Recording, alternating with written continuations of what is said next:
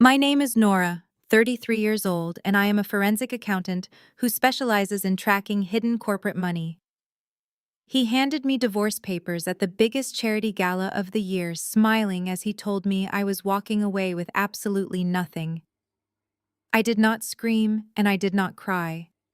I just signed the papers, smiled back, and walked out. He thought he had just ruined my life. He had no idea that by the end of the month he would be begging me to save him from federal prison, and I would legally own every single thing he thought was his.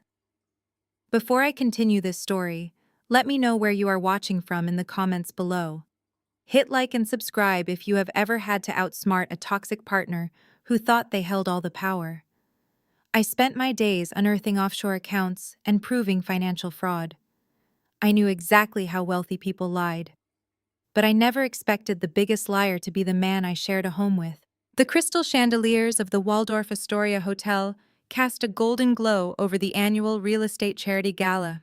The room was packed with the most elite developers in New York City. They sipped expensive champagne and discussed millions of dollars in casual conversation. I stood near the ice sculpture wearing a simple black evening gown I had bought off the rack. I was completely invisible, which was exactly how my husband Bradley preferred me to be at these high society events. Bradley is 35 years old and the charismatic chief executive officer of his family property development firm. He was standing across the room, but he was not alone. He was standing far too close to a stunning 20-something interior designer named Elise. His hand rested comfortably on the small of her back. I set my glass down and walked toward them. I simply wanted to get the keys to our car so I could go home. But as I approached, the low murmur of conversation around them ceased. Bradley saw me coming. Instead of stepping away from Elise, his grip on her waist tightened. He reached into his tailored tuxedo jacket, his jaw set in a hard, arrogant line. "Nora," Bradley said loudly. Too loudly. The wealthy investors standing nearby stopped talking and turned to look at us. Perfect timing. This saves me the trouble of having my assistant courier this to your cubicle on Monday. He pulled a thick manila envelope from his jacket and slapped it against my chest. I instinctively caught it before it hit the floor. The bold black letters stamped across the top of the document were visible to everyone. Petition for dissolution of marriage. A heavy silence fell over our corner of the ballroom. He was not just divorcing me. He was doing it right here in the middle of a $500 a plate dinner, surrounded by the most powerful business owners in the city. Sign it. Bradley commanded, his voice dripping with condescension. He took a leisurely sip of his bourbon. I am done pretending this marriage works. Elise and I are moving forward with the new downtown waterfront project. We need a united front. You do not fit the brand anymore, Nora. You never really did. I looked at Elise. She offered me a sympathetic pout that was entirely fake. I am sorry, Nora, she murmured. Bradley needs a partner who understands his grand vision, not someone who crunches numbers in a basement all day. I am a forensic accountant, I said, my voice eerily calm despite the adrenaline spiking in my veins. I do not crunch numbers. I find the ones people like him try to hide. Bradley scoffed, rolling his eyes as if I were a child throwing a tantrum. You are just an oversized bookkeeper. Now be a good girl and sign the papers. My lawyer drafted them this afternoon. I looked down at the document. You want me to sign divorce papers right here, next to the caviar bar? Why wait? A deep, smooth voice interjected from behind me. It was DeAndre, my 34-year-old brother-in-law. DeAndre was an African-American corporate powerhouse, a senior partner at one of Manhattan's most ruthless law firms, and the husband of Bradley's younger sister. DeAndre was the designated fixer for the family. Whenever Bradley stepped out of line, DeAndre used his legal brilliance to bury the evidence. He stepped into my peripheral vision, impeccably dressed, his posture radiating dominance. He pulled a sleek silver pen from his pocket and clicked it. He held it out to me, his dark eyes fixed on mine with predatory calculation. He was ready to finish the humiliation Bradley had started. Do not make this difficult, Nora, DeAndre said smoothly. his tone sounding more like a judge handing down a sentence than a family member talking to his sister-in-law. I drafted those papers myself. I made sure they are absolutely bulletproof. Clause 3 clearly activates the prenuptial agreement you signed 5 years ago. You leave with your personal belongings, your car, and whatever remains in your individual checking account. You have absolutely zero claim to the family business, the penthouse, or the new waterfront development project that is about to break ground. I stared at the silver pen in his hand. The expensive metal caught the light from the crystal chandeliers hanging directly above us. DeAndre was a master of legal intimidation. In the courtroom, he destroyed opposing counsel with a terrifying, calculated calm. He was using that exact same tactic on me right now, banking on the fact that the sudden public humiliation would force me into a quick, panicked submission. He took half a step closer, deliberately invading my personal space. His dark eyes locked onto mine with intense focus. If you refuse to sign right now, I will file an emergency motion on Monday morning. I will drag you through the mud. I will tie you up in a hostile discovery process for the next 3 years. You do not have the personal capital to afford a litigator who can even sit at the same table as me. You will spend every dollar you earn paying a discount attorney just to tread water while I bankrupt you with endless aggressive legal motions. I felt the heavy weight of the room pressing down on me. The wealthy guests surrounding us were pretending to look away, but I knew they were hanging on every single word. Bradley was smirking, clearly enjoying the entire show. He always loved letting DeAndre do his dirty work. DeAndre lowered his voice, delivering the final blow.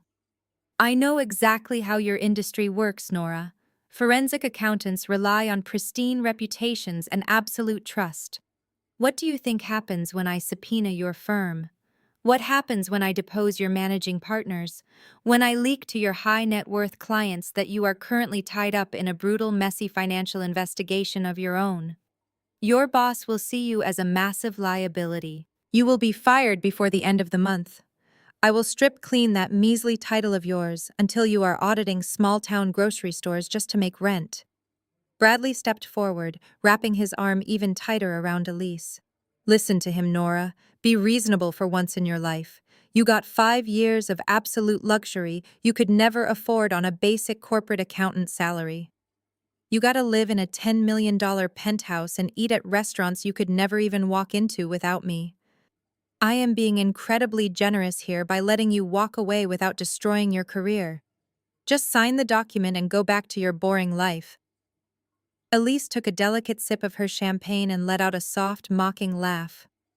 It really is the best option for everyone, she chimed in. Bradley and I have a major press conference next week. We cannot have a bitter ex-wife causing a scene and ruining the corporate image. They thought they had me perfectly cornered. They thought the prenuptial agreement was an impenetrable wall that protected their massive wealth. DeAndre was a brilliant corporate lawyer, but he had one fatal flaw. He viewed me purely as a math nerd, a woman who simply balanced basic ledgers. He fundamentally misunderstood what a forensic accountant actually does. I do not just count the money. I track exactly where the money is hidden, how it is legally structured, and who holds the ultimate liability. When Bradley forced me to sign that prenuptial agreement 5 years ago, he ensured I would never touch his family money. But he had gotten greedy. Over the last 3 years, to avoid massive federal tax penalties on his real estate deals, Bradley had secretly restructured his assets. He had parked the ownership of the new downtown waterfront project into a private entity to shield it from the Internal Revenue Service. And because he thought I was just a naive, obedient wife, he used my clean background to set up that entity. He thought the prenuptial agreement protected him. He did not realize that by putting the corporate structure in my name, he had legally bypassed the prenuptial agreement entirely. He had essentially handed me the keys to his entire empire on a silver platter, all while committing federal tax fraud. I looked at the divorce petition. I looked at Bradley's smug face, Elise fake sympathy, and DeAndre predatory glare. They wanted me to feel small. They wanted me to feel utterly defeated and financially ruined. I reached out and took the silver pen from DeAndre. His lips curved into a triumphant smile, fully convinced he had broken me in record time. I did not say a single word.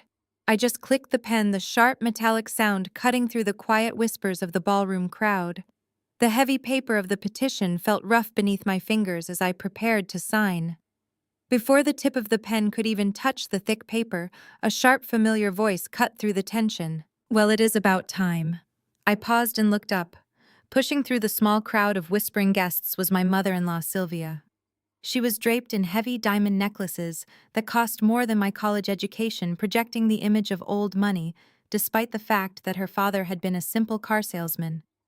Right behind her was Gemma Bradley, 30-year-old sister and DeAndre wife. Gemma had never worked a single day in her life. She survived entirely on her father trust fund and her husband massive corporate law salary. They had clearly been waiting in the wings for this exact moment, eager to watch my public execution. Sylvia looked me up and down, her lip curling in absolute disgust as she took in my simple black dress. "I told you 5 years ago this marriage was a colossal mistake, Bradley," she announced loudly, making sure the surrounding investors could hear every single word. "She is a blue-collar girl from Queens. She never understood how to operate in our world. Look at her standing there like a deer in the headlights. You have wasted enough time on this charity case. It is time to upgrade to a woman who actually understands our family values." She smiled warmly at Elise, who beamed back as if she had just won a massive prize. Gemma stepped forward, crossing her arms over her expensive silk gown. "Honestly, Nora, you should be on your knees thanking my brother right now," she sneered. "He gave you 5 years of pure luxury. You got to live in a $10 million penthouse and pretend you were one of us. Just take your cheap luggage and go back to whatever cramped apartment you came from. And DeAndre, honey, make sure she does not try to take the imported Italian espresso machine from the kitchen when she packs. I bought them that for their anniversary, and she certainly cannot afford the beans for it anyway." DeAndre did not even look at his wife. He kept his predatory gaze locked entirely on me. "The espresso machine is perfectly safe, Gemma," he replied in his smooth courtroom voice. "Everything is safe. The airtight prenuptial agreement guarantees that she leaves with nothing but the clothes on her back. Isn't that right, Nora?" I looked at the four of them standing in a tight half-circle around me. Bradley, arrogant and puffed up with fake power. Elise, the naive mistress who thought she had just won the lottery. DeAndre, the ruthless fixer who thought his legal paperwork was bulletproof. And Sylvia and Gemma, the vicious women who had spent half a decade making sure I knew I was beneath them. They wanted me to cry. They wanted me to beg for a settlement.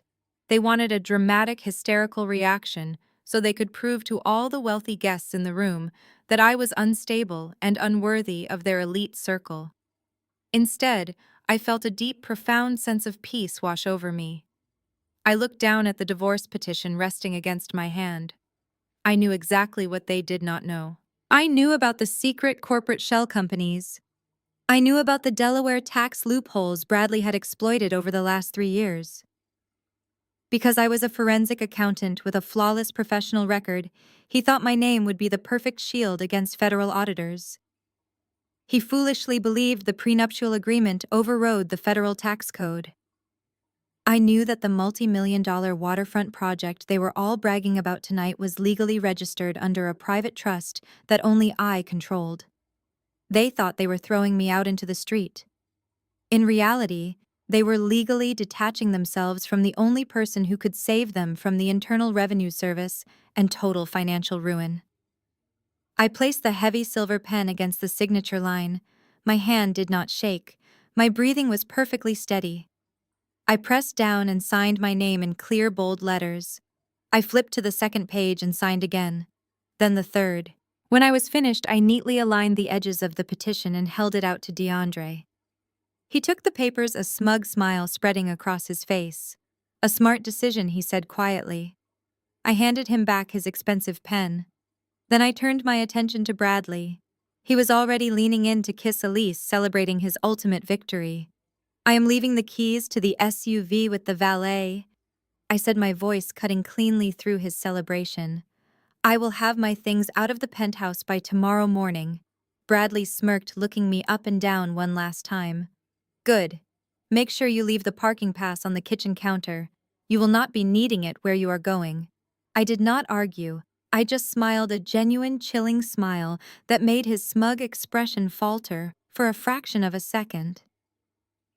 Watch me walk away, Bradley, I said softly, making sure only the four of them could hear me. You will be begging soon. I turned my back on my husband, my mother-in-law, my sister-in-law, and the ruthless lawyer who thought he had outsmarted me. I walked away without looking back. The crisp night air of Manhattan hit my face as I walked through the revolving glass doors of the Waldorf Astoria. The valet rushed forward holding the keys to the luxury SUV Bradley and I had arrived in. I shook my head, instructed him to leave the keys at the front desk for my husband, and stepped off the curb. A sleek black Uber I had ordered from the cloakroom pulled up exactly on time. I slid into the quiet leather interior and gave the driver a polite nod. As the car merged into the heavy city traffic, leaving the glowing facade of the hotel behind, the silence wrapped around me like a protective shield. There were no tears.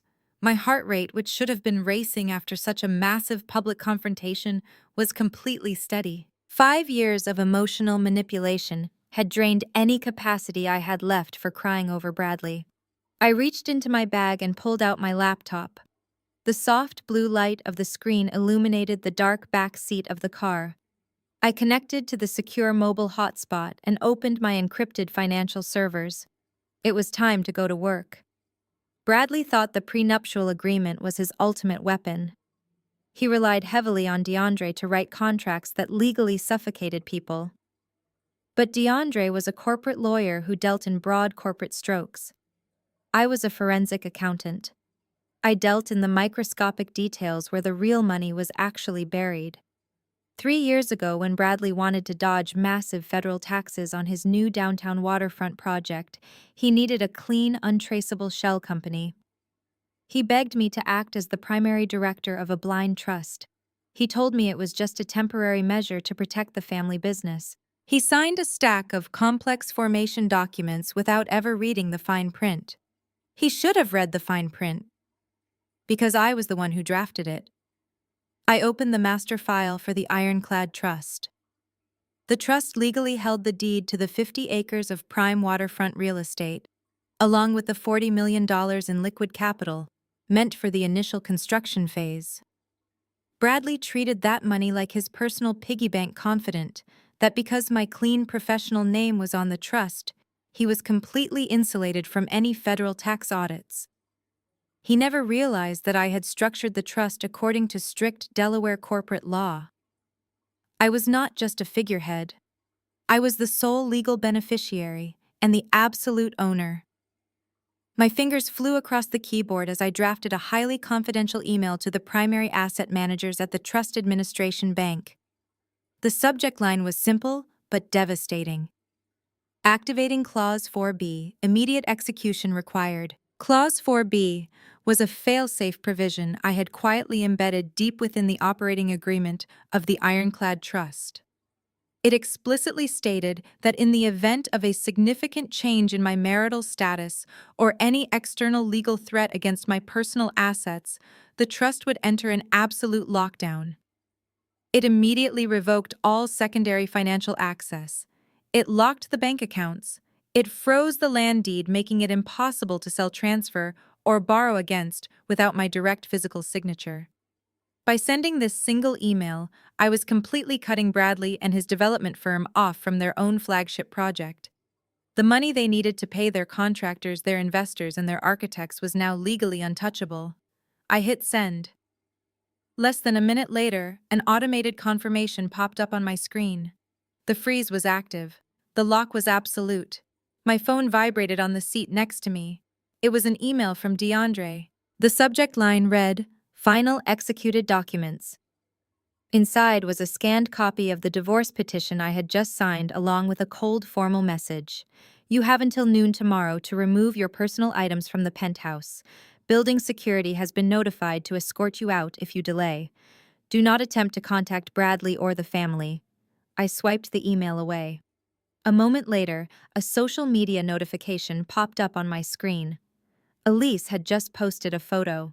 It was a picture of her and Bradley clinking crystal champagne glasses at the charity gala with DeAndre and Gemma smiling triumphantly in the background. The caption read, "Cheers to new beginnings and building our empire together." They were celebrating. They were drinking expensive champagne, utterly convinced they had just executed the perfect legal assassination. They thought they had discarded me like trash while keeping all their precious wealth intact. I closed my laptop and leaned my head back against the cool leather seat, a genuine smile spreading across my face. They could enjoy their champagne tonight. They could post all the victorious photos they wanted. Because on Monday morning, when Bradley tried to access the corporate funds to break ground on his massive new empire, he was going to find out that he owned absolutely nothing.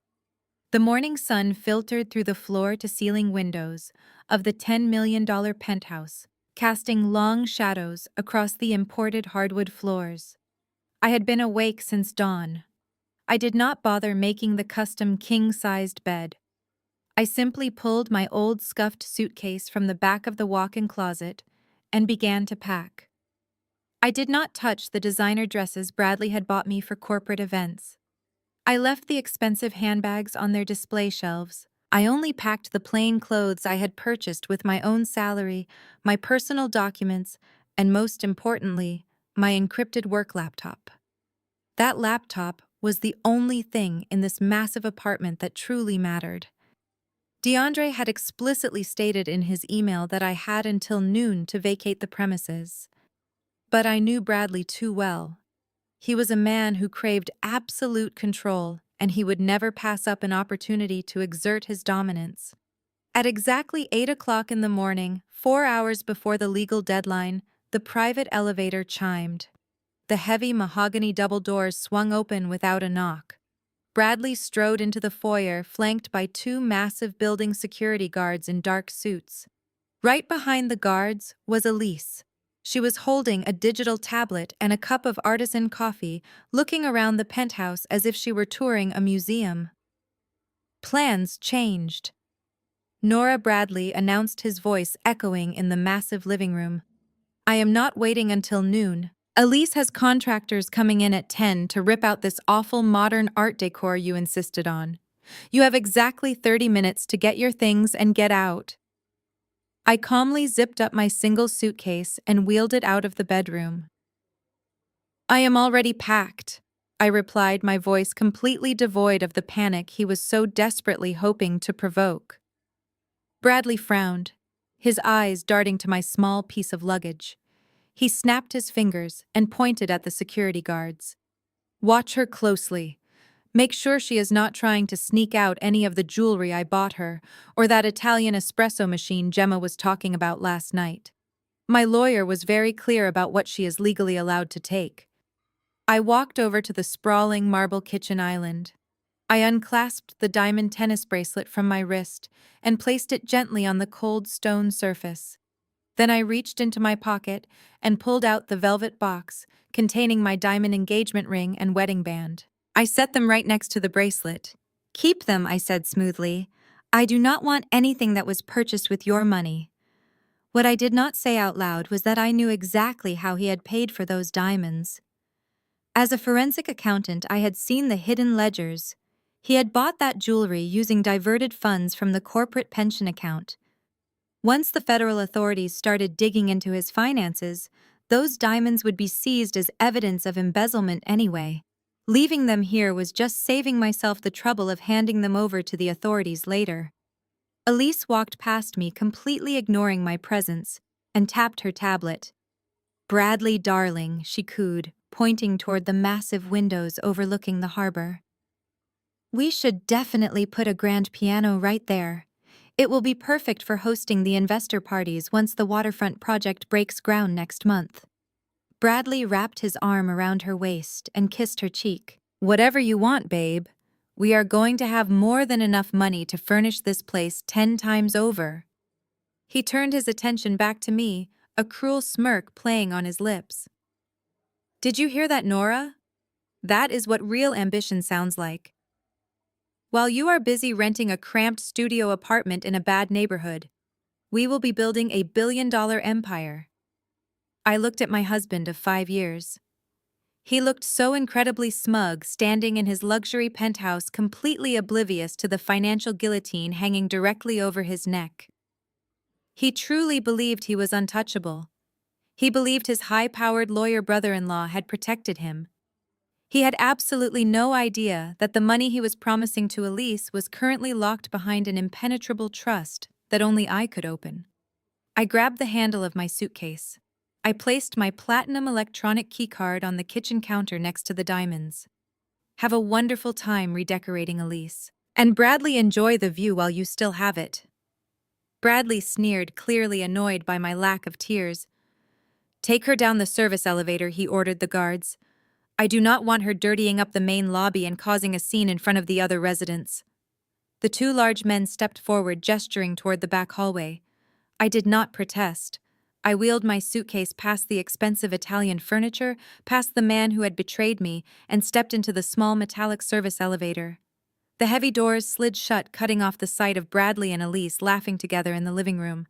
As the elevator began its descent to the basement garage, I felt a massive weight lift off my shoulders.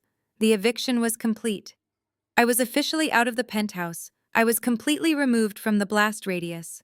Now the ticking time bomb I had set the night before could finally detonate. Later that evening, the family gathered at one of the most exclusive French restaurants in Manhattan. Bradley had reserved the entire private dining room to celebrate what he called his ultimate liberation.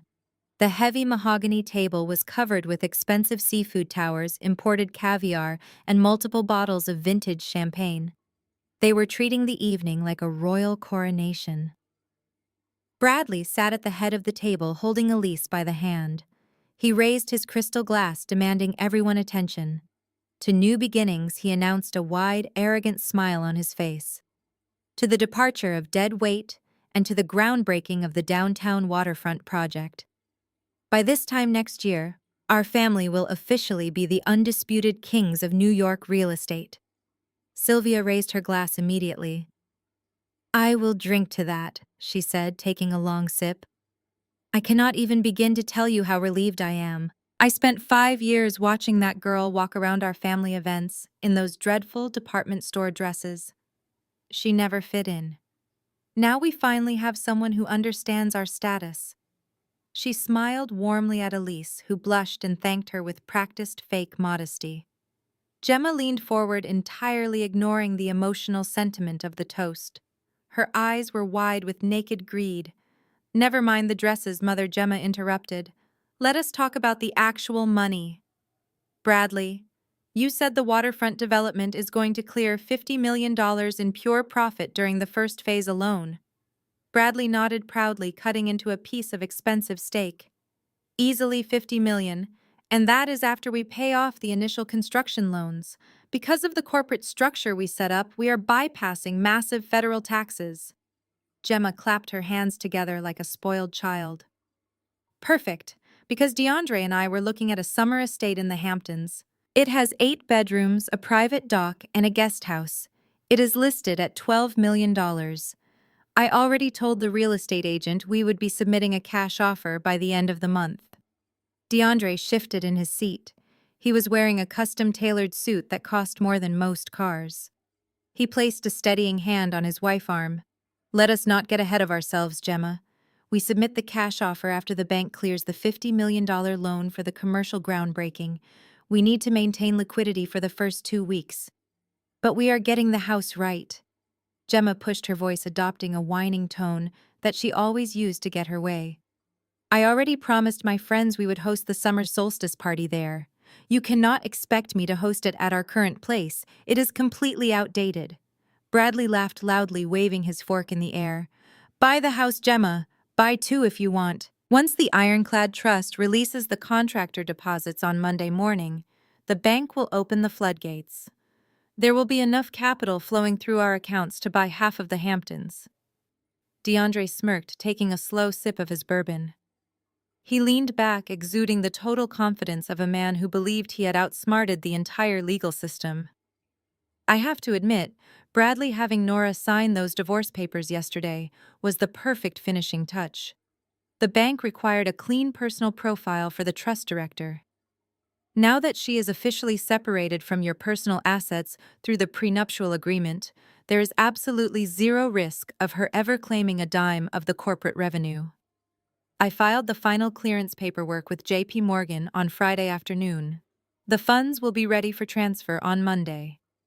Elise rested her head on Bradley's shoulder. You have such a brilliant lawyer for a brother-in-law, she cooed softly. And you are so smart for setting it up this way. It is just so wonderful that everything is finally falling into place. We can start hiring the decorators for the new penthouse tomorrow. They sat there in their private velvet-lined room, gorging themselves on expensive food and spending millions of dollars they did not actually have. They were entirely blinded by their own arrogance. Bradley thought he was a real estate visionary. DeAndre thought he was a legal genius. Gemma thought she was entitled to unlimited wealth. Sylvia thought she had successfully protected her high society bloodline. They toasted to their brilliance again and again as the night wore on. They discussed the extravagant cars they would buy, the luxury vacations they would take, and the massive bonuses they would pay themselves. Not a single one of them realized that the ironclad trust, the exact legal entity they were banking their entire luxurious future on, was currently locked down tighter than a federal vault. They believed Monday morning would be the start of their greatest financial victory. They had absolutely no idea that Monday morning would bring the total catastrophic collapse of their entire world. Monday morning arrived with the sharp, relentless energy that only Wall Street could generate. DeAndre sat behind his massive glass desk in his corner office overlooking Central Park. He wore a fresh tailored suit and a confident, arrogant smirk. Today was the day he would finalize the $50 million commercial loan for the downtown waterfront project.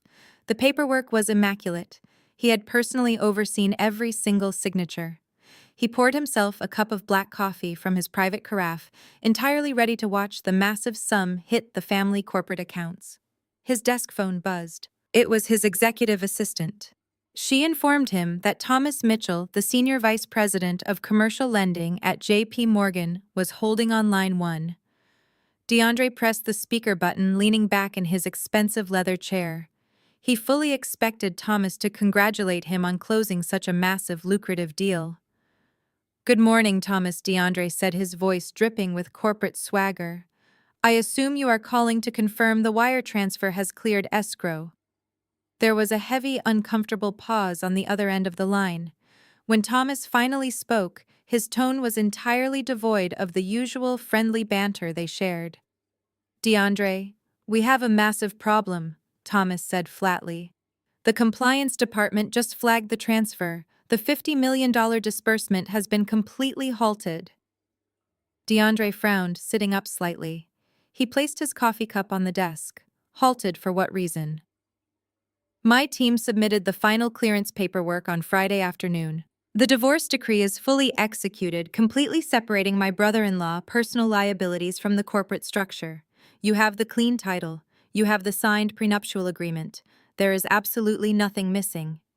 "It has nothing to do with the prenuptial agreement," Thomas replied, his voice tense. "It is the ironclad trust itself. We received an automated, legally binding directive over the weekend. The trust has been placed under a total administrative freeze." DeAndre let out a short, dismissive laugh. "That is impossible, Thomas. I drafted the formation documents for that trust myself. Bradley is the primary beneficiary of the development project. The trust cannot be frozen without a direct court order or a vote from the board of directors. Someone in your compliance department is misreading the paperwork. Unfreeze the account and wire the money before I have to call your managing director and complain about your incompetence. I am looking directly at the master file right now." DeAndre Thomas shot back, his patience clearly thinning. "I am not misreading anything. The freeze was initiated by the sole legal director of the trust, a woman named Nora." DeAndre felt a sudden, sharp coldness wash over his chest. He stared at the speakerphone, his mind racing. Nora? That was impossible. She was just a figurehead. She was an oversized bookkeeper they had used for a clean tax profile. Nora has no authority to freeze corporate assets. DeAndre snapped, his voice rising in anger. She just signed a petition for dissolution of marriage. She is entirely removed from the family business. Ignore whatever automated email she sent and release the funds immediately. I cannot do that, Thomas said firmly. According to Clause 4B of the Trust Operating Agreement, the director has absolute unilateral authority to execute a total asset lockdown in the event of a marital status change. It is a brilliant piece of legal maneuvering.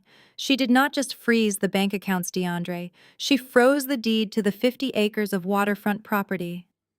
The bank cannot legally use the land as collateral because Bradley no longer has clear access to it. We cannot lend you $50 million against a property you technically do not control. DeAndre grabbed his computer mouse, frantically opening his secure legal database. He pulled up the original document of the ironclad trust. He scrolled past the standard boilerplate language, his eyes scanning the dense legal text he had foolishly allowed Nora to format 3 years ago. He found page 47. There it was. Clause 4B. Buried deep within the operational bylaws was an ironclad provision granting Nora absolute unquestionable sovereignty over the entire trust. A bead of sweat formed on his forehead. He had totally underestimated her. He had assumed she was just a quiet accountant who blindly followed instructions. He never bothered to check if she had inserted her own protective clauses into the federal tax documents. Thomas, DeAndre said, trying to keep the rising panic out of his voice. Give me 24 hours. I will file an emergency injunction and have a judge nullify that clause. Just hold the loan approval. I am sorry, DeAndre Thomas replied, his tone final. We cannot hold a $50 million commitment on a contested asset. The loan is officially denied. Furthermore, until you resolve this ownership dispute, JP Morgan is freezing all existing credit lines associated with your brother-in-law firm to mitigate our own risk exposure. Wait, Thomas, do not do that, DeAndre practically shouted. But the line went dead. The bank had hung up. DeAndre sat in the deafening silence of his luxurious office, staring at the legal document on his screen. The $50 million was gone. The credit lines were frozen. The grand empire they had celebrated just hours ago was crumbling before it even began. DeAndre slammed his fist onto the thick glass of his desk, the sound echoing sharply in the absolute silence of his corner office. He grabbed his cell phone and immediately dialed Bradley's private number. It rang 4 times before Bradley finally answered, his voice lazy and full of self-satisfaction. Bradley, get to my office right now, DeAndre ordered, skipping any form of professional greeting. We have a catastrophic problem. Relax, DeAndre Bradley replied smoothly through the phone. I am at the design showroom with Elise. We are currently picking out imported Italian marble for the new penthouse foyer. Whatever minor paperwork issue you have can wait until after lunch. DeAndre felt a vein throb in his temple. He gripped the phone tighter. This is not a minor paperwork issue, Bradley. Thomas Mitchell from JP Morgan just called me. The bank flatly denied the $50 million commercial loan. Do not ask questions. Just get in your car and get here now. He hung up the phone before Bradley could argue. 20 minutes later, the heavy oak doors of DeAndre's office swung open. Bradley marched in wearing a casual designer sweater and a highly annoyed expression. He did not look like a man whose empire was crumbling. He looked like a spoiled child who had just been interrupted during playtime. What is this nonsense about the bank denying the loan? Bradley demanded, pacing aggressively across the expensive Persian rug. I have major contractors waiting for their deposit wires by noon today. Call Thomas back right now and tell him to stop playing games with my money. DeAndre stood up slowly, unbuttoning his suit jacket. Thomas is not playing games, Bradley. JP Morgan just pulled the plug entirely. They are not giving you the $50 million. Worse than that, their compliance department is completely freezing every single existing credit line tied to your development firm until further notice. Bradley stopped pacing abruptly. The healthy color drained completely from his face, leaving him pale and wide-eyed. Are you insane? They cannot do that to me. We gave them the clear title to the 50 acres of waterfront property. We gave them the signed divorce petition. You sat in my living room and told me the prenuptial agreement made my personal assets completely bulletproof. The prenuptial agreement is bulletproof. DeAndre shot back, his voice rising in genuine frustration.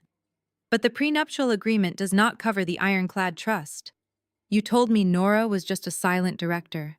You explicitly told me she just signed where you told her to sign in order to keep the federal tax auditors off your back. She is just an accountant, Bradley yelled, throwing his hands up in the air. She does not know the first thing about high-level corporate law. She knows enough to bury us both, DeAndre countered. He grabbed his computer monitor and turned it around so Bradley could see the screen. Read it. Bradley, Clause 4, B. She secretly inserted a unilateral fail-safe into the operational bylaws of the trust 3 years ago. When you handed her those divorce papers on Saturday night in front of half the city, you legally triggered that exact clause. She locked down the bank accounts. She froze the deed to the property. You do not have clear title to the land anymore because you cannot legally access it without her direct physical signature. Bradley stared at the dense legal text on the screen, his mouth opening and closing in absolute disbelief. You are the highest-paid corporate lawyer in this city, he spat, turning his intense anger directly onto his brother-in-law. You were supposed to review these exact documents 3 years ago. You let my wife steal 50 acres of prime real estate right out from under me. This is your fault. Do not you dare try to pin this on me, DeAndre fired back, stepping around the large desk to confront Bradley face to face. I practically begged you not to use a blind trust to dodge the Internal Revenue Service. I told you it was incredibly risky, but you wanted to save millions in taxes, so you used your wife's clean professional background to hide the money. You handed a brilliant forensic accountant the keys to your entire empire, and you did not even bother to read the fine print she drafted. Then fix it. Bradley demanded, his voice cracking with rising undeniable panic. You are a lawyer. File a motion today. Take her to court. Tell the judge she acted in bad faith and illegally seized our corporate assets. DeAndre let out a bitter, exhausted laugh. Take her to court. Are you actually hearing yourself right now? Think about what you are asking me to do.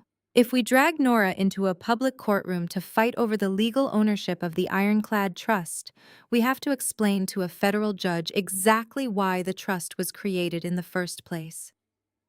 Bradley went completely silent, the horrific realization finally sinking in. Exactly, DeAndre said, his voice dropping to a dangerous, terrifying whisper. If we sue her, we have to admit on public record that you set up the trust specifically to commit federal tax fraud. We have to admit that you have been hiding tens of millions of dollars from the United States government. She will not just take your land, Bradley. She will hand your hidden financial ledgers straight to the authorities. You will go to federal prison. And as the lawyer who signed off on the original business structure, I will be disbarred and sent to prison right alongside you. Bradley collapsed heavily into one of the expensive leather guest chairs opposite the desk. The sheer reality of the situation was finally crushing his arrogant facade. Federal prison. It was not a threat DeAndre made lightly. The United States government did not care about family legacy or high society status when it came to hiding $50 million in taxable assets. DeAndre did not waste another second looking at his panicked brother-in-law. He slammed his hand onto his intercom button and barked an order for his senior paralegal to drop everything and come to the office immediately. Within minutes, a young, terrified-looking law clerk rushed in, carrying a massive stack of physical files. Pull every single formation document, tax filing, and operational bylaw associated with the ironclad trust, DeAndre commanded, stripping off his custom suit jacket and rolling up his sleeves. I need every addendum. I need every signature page. We are going to tear this trust apart line by line until we find a loophole. There has to be a clerical error, a missing notary stamp, something we can use to invalidate the structure without triggering a federal audit. For the next 3 hours, the grand corner office was dead silent, except for the frantic rustling of paper and the rapid clicking of DeAndre typing on his keyboard. Bradley sat frozen in his chair, nervously chewing his thumbnail. He was constantly checking his phone as Elise sent him ignorant, happy text messages about buying expensive Italian marble for their new foyer. DeAndre spread the massive blueprint of the corporate structure across his glass desk. He traced the flow of money from Bradley Original Holding Company through 2 different shell corporations and finally into the Ironclad Trust. He was looking for a weakness, a backdoor he could exploit. But the deeper he dug into the paperwork Nora had drafted 3 years ago, the colder his blood ran. He realized he had committed the ultimate sin of arrogance. He had judged her based on her simple clothes and quiet demeanor, forgetting that her entire career was built on dismantling complex financial crimes. She did not just crunch numbers, she engineered traps. He stopped reading. He slowly took off his reading glasses and rubbed his eyes. A feeling of absolute defeat washed over him. "Did you find something?" Bradley asked, his voice laced with desperate hope. "A mistake. A way out." DeAndre looked up, his dark eyes hollow. "It is not just the freeze clause, Bradley. I was so focused on the lockdown provision that I completely missed the underlying foundation of the entire trust. She did not just give herself emergency veto power over the bank accounts. Look at how she classified the initial transfer of the 50 acres of waterfront property." DeAndre spun the document around and pointed to a specific paragraph buried on page 62. It was written in flawless, impenetrable legal terminology. "When you moved the land deed and the $40 million in liquid capital into the trust to avoid the federal property taxes," DeAndre explained, his voice devoid of all emotion, "you did not classify it as a corporate investment. To make it completely invisible to the Internal Revenue Service, Nora structured the transfer as an irrevocable gift to the trust entity." Bradley stared blankly. "What does that mean in English, DeAndre?" "It means you do not own it anymore," DeAndre said, pronouncing every word with brutal clarity. "You gave it away, completely and legally.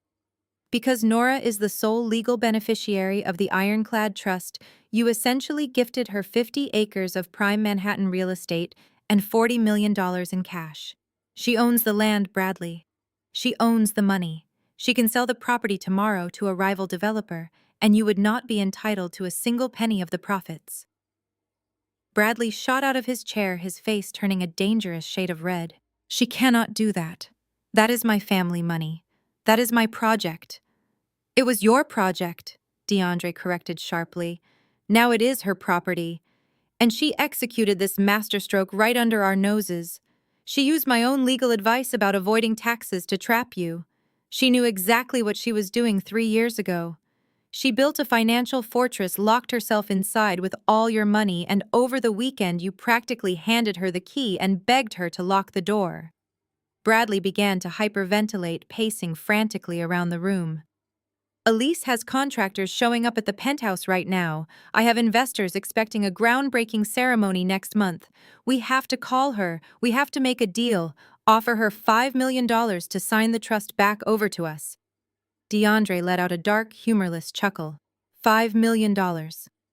"Bradley, she is legally holding an asset worth nearly $100 million in future revenue. She does not want your $5 million. She wants to watch you burn." The Tuesday morning rush at the artisanal coffee shop in Midtown Manhattan was beginning to die down. I sat at a small corner table near the window, my laptop open, reviewing the latest compliance reports for one of my legitimate clients. The steaming cup of matcha latte next to my keyboard was completely untouched. I knew he was coming. I had intentionally left the location tracking active on the corporate phone Bradley had given me years ago. I wanted them to find me. I wanted to see the exact moment the arrogant confidence completely drained from their faces. The heavy glass door of the cafe swung open. DeAndre stepped inside. He was wearing his signature charcoal pinstripe suit, looking every bit the ruthless corporate shark he pretended to be. But my highly trained eyes caught the subtle cracks in his perfectly crafted armor. His expensive silk tie was slightly crooked, The bags under his dark eyes were heavy, indicating he had not slept a single minute last night. He scanned the room, locked eyes with me, and marched over with heavy, deliberate steps. He did not ask for permission before pulling out the chair directly across from me and sitting down. He slammed a thick red legal folder onto the small wooden table. It landed with a loud thud, causing a few patrons nearby to stop their conversations and turn their heads. I did not flinch. I kept my eyes focused on my laptop screen, typing a few final numbers into my spreadsheet before slowly looking up at him. "Good morning, DeAndre," I said, keeping my voice light and conversational. "I would offer to buy you a coffee, but I assume your bank accounts are currently experiencing some unexpected technical difficulties." DeAndre leaned forward, resting his massive forearms on the table. He ignored my comment, opting instead for the classic intimidation tactic he used to break witnesses during aggressive depositions. "Do you have any idea what kind of fire you are playing with, Nora?" he growled, keeping his voice dangerously low. "This folder contains a draft of a massive federal lawsuit. I have an entire team of junior associates ready to file it at the district courthouse by noon today." I raised an eyebrow, calmly picking up my matcha latte. "A federal lawsuit? On what grounds exactly?" DeAndre tapped his thick index finger against the red folder. "Corporate espionage, grand larceny, fraudulent conversion of business assets. You illegally hijacked the Ironclad Trust. You used your position as a trusted spouse to embezzle 50 acres of commercial real estate and $40 million in liquid capital. When I file this injunction, the judge will not just freeze the trust. He will freeze every single personal bank account you have ever opened. He will issue an immediate warrant for your arrest. Your prestigious accounting firm will fire you before the sun goes down, and you will spend the next 20 years in a federal penitentiary." He paused, letting the heavy, terrifying threats hang in the air between us. He was waiting for me to break. He was waiting for the quiet, subservient wife he had humiliated at the charity gala to panic, apologize profusely, and sign everything away just to avoid a messy legal battle. I took a slow, deliberate sip of my drink. I set the cup down carefully on the ceramic saucer.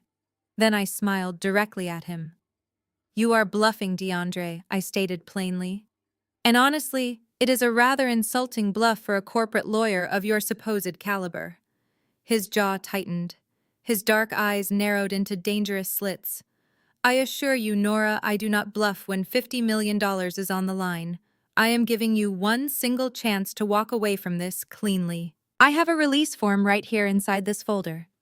You sign over your director rights to the trust, and Bradley will agree to give you a $1 million settlement. You take the money, you walk away, and nobody goes to prison." I laughed softly. It was a genuine sound of pure amusement. $1 million. That is incredibly generous of Bradley, considering he technically has $0 to his name right now. But let us talk about this federal lawsuit you are threatening me with. In order to charge me with embezzling corporate funds, you have to legally prove that the funds actually belong to his corporation in the first place.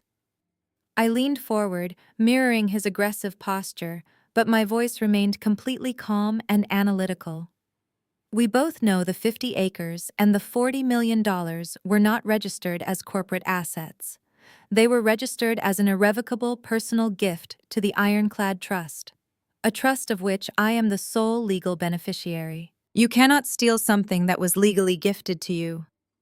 DeAndre swallowed hard, the muscles in his thick neck flexing visibly. You manipulated the formation paperwork, he accused, though his voice lacked its previous booming authority. "No," I corrected sharply. "I drafted the paperwork exactly as the federal tax code dictates.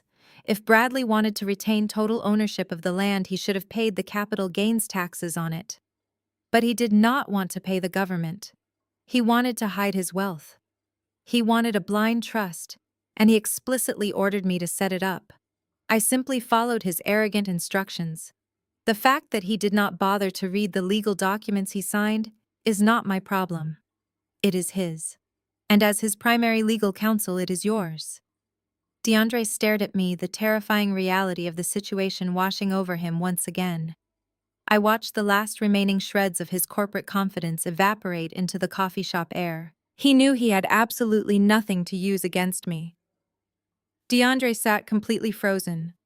The bustling noise of the artisanal coffee shop seemed to fade into the background as the devastating reality of my words finally penetrated his thick skull. He stared at me, his mouth slightly open, the intimidating corporate shark persona dissolving right in front of my eyes. He reached out and closed the red legal folder, sliding it slowly back across the table as if it had suddenly caught fire. "You used the Delaware loophole," he whispered, his voice barely audible over the hum of the espresso machines. I nodded slowly, taking another measured sip of my matcha latte. I did. When Bradley came to me 3 years ago, terrified that the federal government was going to tax the absolute life out of his new waterfront project, he demanded a flawless shield. "You were the one who suggested registering the holding company in Delaware for the privacy benefits." It was decent advice, DeAndre. Delaware has the strongest corporate veil in the country, but a basic holding company still leaves a paper trail leading right back to the primary investor. If the Internal Revenue Service decided to audit Bradley, they would have pierced that corporate veil in a matter of weeks. DeAndre swallowed hard, his eyes fixed on the wooden table. "So you suggested the blind trust." "I suggested an irrevocable trust," I corrected him smoothly. "There is a massive legal distinction, and as a senior partner at a prestigious law firm, you should really know the difference. A revocable trust would have left Bradley with the power to alter or cancel the arrangement, which means the government could still claim he had constructive control over the assets. The only way to make the money completely invisible to federal tax auditors was to sever his legal connection to it entirely. He had to execute a total and absolute divestment. He had to give it away. And he gave it to you." DeAndre said, the sheer stupidity of his brother-in-law finally becoming clear to him. "He gifted it to the Ironclad Trust," I replied. "And because I drafted the operational bylaws, I designated myself as the sole, unremovable beneficiary. I filed the paperwork exactly as he instructed me to. He signed every single page without reading a single paragraph. He was so incredibly eager to hide $50 million from the government that he handed the entire fortune directly to the wife he was secretly planning to discard." DeAndre rubbed his temples, a desperate look washing over his face. "But the prenuptial agreement he started," though his voice lacked any real conviction. "The prenuptial agreement explicitly states that any assets acquired during the marriage remain the sole property of the original owner." I smiled, setting my cup down on the saucer with a soft clink. "DeAndre, you wrote that prenuptial agreement to protect Bradley from me. You made sure I could never claim a dime of his corporate earnings or his family inheritance in a divorce. But you failed to anticipate the reverse scenario. The prenuptial agreement protects separate property. When Bradley voluntarily signed the deed to the waterfront property and transferred $40 million into a trust that I exclusively control, it ceased to be his property. It became a legally documented, irrevocable gift. And under the very same prenuptial agreement, you are so proud of gifts given to a spouse during the marriage belong entirely to the recipient." I leaned forward, making sure he caught every single word. "Your brilliant prenuptial agreement is the exact document that prevents Bradley from ever taking this land back. You literally locked him out of his own empire." DeAndre looked sick. His expensive charcoal suit suddenly looked heavy and suffocating. He realized that the trap was not just perfect, it was inescapable. If he tried to challenge the trust in court, he would have to argue that the gift was fake. "If you file that federal lawsuit," I continued, my tone dropping to a hard, unforgiving register, "you will have to stand in front of a federal judge and explain that the irrevocable trust was actually a fraudulent shell company designed to evade tens of millions of dollars in federal taxes. The moment you make that argument, the judge will hand the case over to the criminal division of the Internal Revenue Service. Bradley will be indicted for tax fraud, money laundering, and filing false financial instruments." I paused, letting my eyes bore directly into his. And because your signature is on the original Delaware Incorporation papers as the advising attorney, they will indict you too. They will strip you of your law license. You will lose your corner office, your massive corporate salary, and that beautiful summer home your wife is currently trying to buy in the Hamptons. You will both go to federal prison.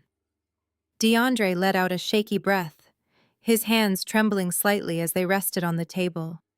He was a man who made his living destroying other people, but he had never faced an opponent who had completely dismantled him before the fight even began. He knew I was right. Every single legal avenue he had was a dead end that led directly to his own destruction. "What do you want, Nora?" he finally asked, his voice completely broken. I leaned back in my chair, enjoying the absolute terror in his eyes. "I want exactly what Bradley wanted when he handed me those divorce papers in front of half the city. I want you to walk away with absolutely nothing."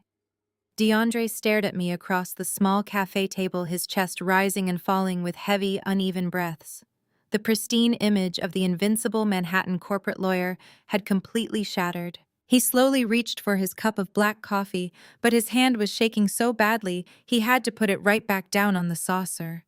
"There has to be a middle ground here," Nora DeAndre said, his voice stripped of all its previous arrogance. He was practically begging now. "You cannot just take the entire $50 million and the land. Bradley will not survive it. The family business will instantly go bankrupt. If you do this, you are destroying generations of wealth." I leaned forward, resting my arms on the table. "Bradley destroyed his own wealth the moment he decided to commit federal tax evasion," I replied calmly. "Let us talk about what I actually know, DeAndre, because you seem to think this is just a minor dispute over a piece of property. It is not. As a forensic accountant, my entire job is to track where the dirty money goes, and Bradley left a trail so wide a first-year auditing student could follow it." DeAndre flinched. "What exactly do you think you know?" "I know everything," I stated flatly. "I know that for the past 3 years, Bradley has been deliberately underreporting the corporate revenue of his development firm to the Internal Revenue Service. I know he falsified over 200 contractor invoices on the downtown commercial projects. He claimed massive business expenses for construction materials that were never actually purchased. He took the untaxed profit from those fake invoices and funneled it directly into the Ironclad Trust. He used the trust to wash the money clean, bypassing capital gains taxes, corporate taxes, and personal income taxes." DeAndre's face turned a pale, sickly shade of gray. It was obvious from his expression that Bradley had lied to him. DeAndre knew about the trust, but he clearly did not know about the falsified contractor invoices. Bradley had used his own brother-in-law to set up the legal structure, but he had kept the actual criminal embezzlement a secret to avoid paying legal consulting fees. "You did not know about the fake invoices, did you?"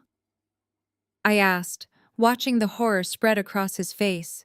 "You thought he was just using a legal loophole to avoid standard property taxes, but he was actively laundering embezzled corporate funds.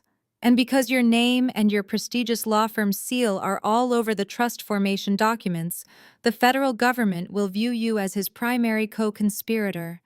You are on the hook for a $50 million money laundering operation, DeAndre."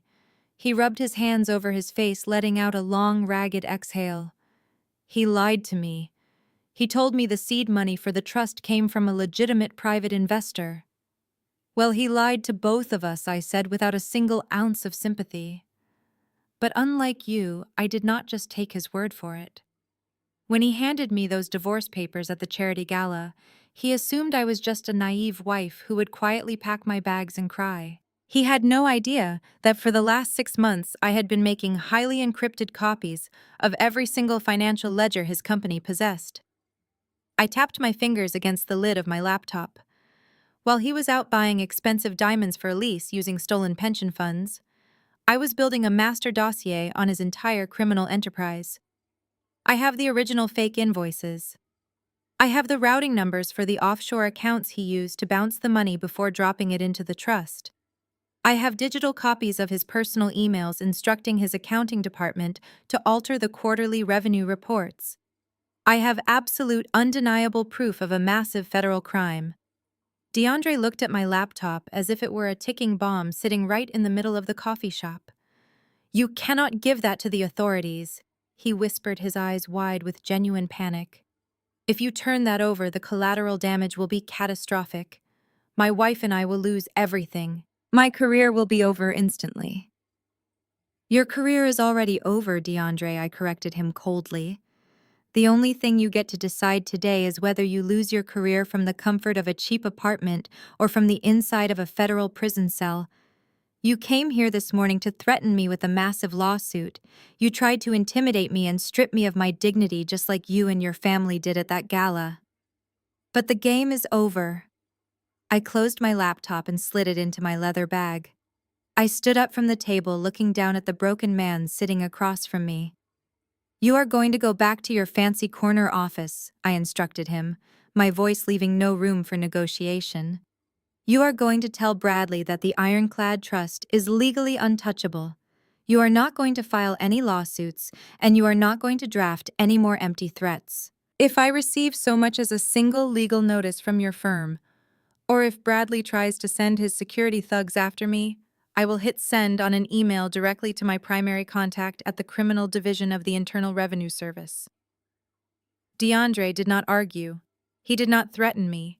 He just sat there staring blankly at the cold cup of coffee in front of him, entirely paralyzed by the reality of his own destruction.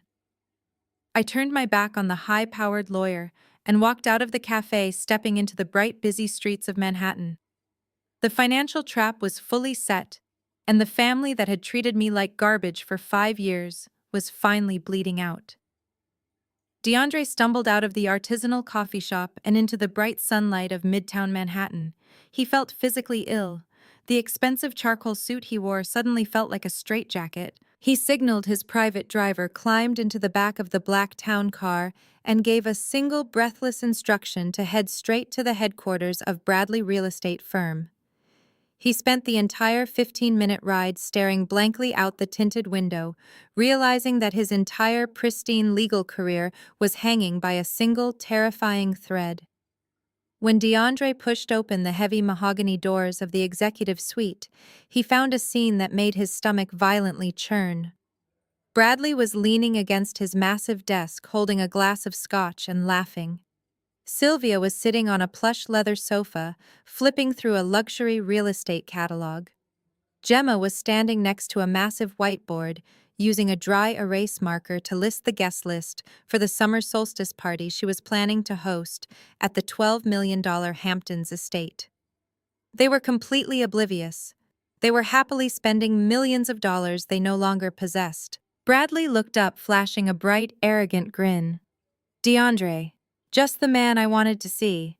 Tell me you filed the injunction. Elise is meeting with the public relations team in an hour, and we want to draft a press release stating that my disgruntled ex-wife is facing a massive federal lawsuit for corporate theft." DeAndre closed the heavy double doors behind him and locked them. He walked slowly to the center of the room. He did not sit down. He looked directly at Bradley, his dark eyes burning with a mixture of absolute rage and sheer terror. "There is no lawsuit, Bradley." DeAndre said, his voice entirely flat and devoid of its usual booming resonance. "There will be no press release, and if you so much as breathe the word theft to anyone in the media, you will be spending the rest of your life in a federal penitentiary." The laughter instantly died in Bradley's throat. He set his glass of scotch down on the desk. "What are you talking about? Did she refuse to sign the release form? I told you to intimidate her. I told you to break her. You did not tell me about the falsified invoices." DeAndre roared, the sudden explosion of volume causing both Sylvia and Gemma to physically jump. "You lied to me, Bradley. You sat in my office 3 years ago and swore to me that the $40 million you were moving into the Ironclad Trust was clean profit from legitimate private investors. You never told me you were doctoring contractor receipts to hide taxable revenue from the Internal Revenue Service." Bradley's face lost all its color. He took a step back, his arrogant posture completely collapsing. "How does she know about that?" "Because she is a forensic accountant, you absolute fool," DeAndre shouted, throwing his hands in the air. "That is what she does for a living. She does not just balance checkbooks, She hunts down financial fraud. She has been quietly making encrypted digital copies of your internal accounting ledgers for the last 6 months. She has the fake receipts. She has the routing numbers for your offshore accounts. She has absolute, undeniable proof that you committed massive federal tax evasion and used the trust to launder the stolen money. Sylvia dropped the real estate catalog onto the floor. Her hands flew to her mouth in pure shock. Bradley, tell me this is not true. Tell me you did not commit a federal crime. Bradley opened his mouth to speak, but no words came out. He just stared at DeAndre, completely paralyzed by the reality of his own actions. Gemma, entirely incapable of grasping the severity of a criminal indictment, stepped forward and crossed her arms. Okay, fine, he cut some corners on his taxes. Everyone in real estate does it. But that does not mean we just let her steal the waterfront project. DeAndre, you have to fix this. I already told the real estate agent we are putting down a cash deposit on the Hamptons house tomorrow morning. We need that money. DeAndre turned to his wife, his expression hardening into a mask of pure disgust. There is no Hamptons house, Gemma. There is no waterfront project. The money is gone. She legally owns the trust, and if we challenge her ownership in court, she will hand the digital dossier over to the federal government. Do you understand what that means? They will not just arrest your brother. They will seize every single asset tied to his company. They will freeze our personal accounts because my law firm signature is on the formation documents. We will be absolutely ruined. DeAndre turned his attention back to Bradley, who was now trembling visibly. I am giving you official notice right now, DeAndre stated coldly. I am formally withdrawing as your legal counsel. My firm will no longer represent you or your development company in any capacity. You cannot do that, Bradley pleaded, his voice cracking with desperation. You are family. You have to help me clean this up. I am doing this to save myself from going down with your sinking ship, DeAndre replied, turning his back on his brother-in-law. Do exactly what she says, Bradley. Do not contact her. Do not threaten her. Just pray she decides to leave you with your freedom, because she has already taken everything else. DeAndre unlocked the doors and walked out, leaving the family standing in absolute, terrified silence. The heavy mahogany doors clicked shut behind DeAndre, leaving a deafening silence in the executive suite. For a long moment, nobody moved. Bradley stood frozen behind his massive desk, his face drained of all color. The arrogant, untouchable chief executive officer had completely vanished, replaced by a terrified man staring at the absolute destruction of his own life. Sylvia was the first to break the silence. She slowly stood up from the plush leather sofa, her hands shaking so violently she had to grip the edge of the glass coffee table to steady herself. Bradley, she whispered, her voice trembling, tell me DeAndre was lying. Tell me you did not commit federal tax fraud. Tell me you did not give that awful woman all of our money. Bradley could not look his mother in the eye. He sank into his expensive leather chair and buried his face in his hands. It was supposed to be a standard tax strategy, he mumbled defensively. Everyone in commercial real estate uses offshore accounts to minimize capital gains. I just needed a clean name for the trust director so the auditors would not look twice. How was I supposed to know she was secretly downloading my internal accounting ledgers? Sylvia let out a sharp gasp, pressing her manicured hand to her chest. You absolute fool! She hissed, her maternal affection instantly evaporating into pure, self-centered panic. You handed the keys to our entire family legacy to a vindictive accountant. Do you have any idea what will happen to us if the federal government indicts you? We will be ruined. I will be blacklisted from the country club. My friends will read about this in the newspapers. Gemma, entirely incapable of processing anything that did not directly affect her immediate desires, rolled her eyes and let out an annoyed huff. Stop being so dramatic, Mother, Gemma snapped.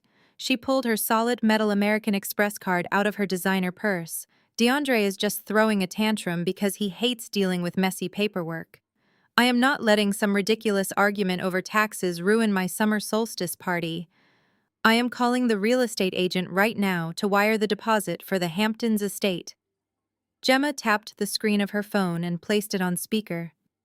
The phone rang twice before a polite professional voice answered. Good morning, Miss Gemma. How can the concierge service assist you today? Hi, Richard, Gemma said in her usual demanding tone. I need to authorize an immediate wire transfer of $200,000 for a real estate deposit. Run it through my primary platinum account tied to the family trust. There was a brief pause on the other end, accompanied by the faint sound of typing. Certainly, Miss Gemma. One moment, please.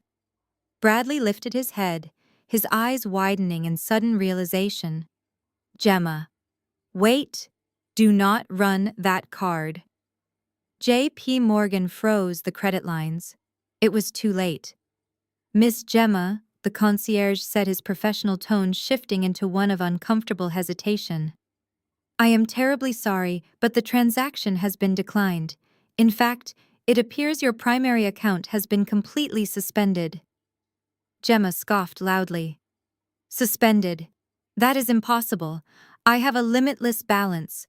Run my secondary card, the one tied directly to the corporate expense account. I am trying, ma'am, the concierge replied nervously. But the entire profile is locked. There is a fraud prevention hold placed by the Central Compliance Department at J.P. Morgan. It says the corporate guarantor is currently under administrative review. I cannot process any transactions for you at this time. Gemma's face contorted in absolute fury. She ended the call and frantically opened the banking application on her phone. She typed in her password, fully expecting to see millions of dollars in available credit. Instead, the screen flashed a bright red error message. Account frozen. Please contact your branch manager. She dropped her phone onto the desk. It is frozen, she whispered, her voice cracking. Bradley, my cards are declining. All of them. Sylvia practically ripped her own phone out of her handbag. Her fingers trembled as she logged into her private wealth management portal. She watched in sheer horror as the same red error message appeared on her screen. The family wealth was entirely interconnected. Bradley had used the massive corporate valuation to secure the personal credit lines for his mother and sister. When I triggered the lockdown on the ironclad trust, I did not just cut off the business. I severed the financial oxygen to the entire family. My accounts are locked. Sylvia shrieked, her voice echoing shrilly across the luxurious office. My shopping accounts, my salon memberships, everything is completely gone. Bradley, fix this right now. Call the bank and tell them there has been a mistake. I cannot call the bank, Bradley yelled back, finally snapping under the immense pressure. He slammed his fists onto his desk. Did you not listen to a single word DeAndre just said? The bank will not speak to me. Nora legally owns the collateral. I have absolutely zero power. Gemma burst into loud, hysterical tears, sinking to the floor in her expensive silk dress. Sylvia stared at her golden child, the son she had praised and elevated her entire life, and saw nothing but a massive, terrifying liability. The illusion of their absolute superiority had been shattered in a matter of minutes. They had spent 5 years treating me like garbage because I did not come from money. Now they were standing in a multi-million-dollar office completely penniless. Sylvia began pacing the length of the room. Her mind was racing, desperately trying to find a way to preserve her precious social standing. She refused to let a woman she viewed as a peasant destroy the family dynasty. If DeAndre is too much of a coward to handle this, then I will do it myself, Sylvia declared. She pointed a manicured finger at Bradley. You call your public relations team and spin a story to buy us some time. I am going to go see your ex-wife. Everyone has a price. I will find hers, and I will buy our lives back. Sylvia turned on her heel and marched out of the executive suite, her expensive heels clicking furiously against the hardwood floor. Gemma scrambled up from the ground, wiping her mascara-stained cheeks, and blindly followed her mother out the door. Bradley was left standing completely alone in the deafening silence of his office. His chest heaved as he stared at the empty doorway. He walked over to his liquor cabinet, his hands trembling slightly, and poured himself another heavy glass of scotch. He downed it in one burning swallow. The heavy wooden doors swung open again. Elise strolled into the room, holding two heavy slabs of imported Italian marble. She looked perfectly oblivious to the absolute catastrophe that had just unfolded. She placed the marble samples on his desk with a loud clatter. "Bradley, darling, what on earth is going on?" Elise asked, her brow furrowed in confusion. "I just saw DeAndre storming out to the elevators, looking like he had seen a ghost, and Gemma was practically sobbing in the hallway. Did something happen with the contractors?" Bradley stared at the marble samples. The sheer cost of those two small pieces of stone was more than most people made in a month. He could not bring himself to tell his new young mistress that he was entirely broke. His massive ego simply would not allow him to admit that his quiet, unassuming ex-wife had completely outsmarted him. Denial washed over him thick and intoxicating. He convinced himself that DeAndre was just being a cowardly lawyer overreacting to a minor legal hurdle.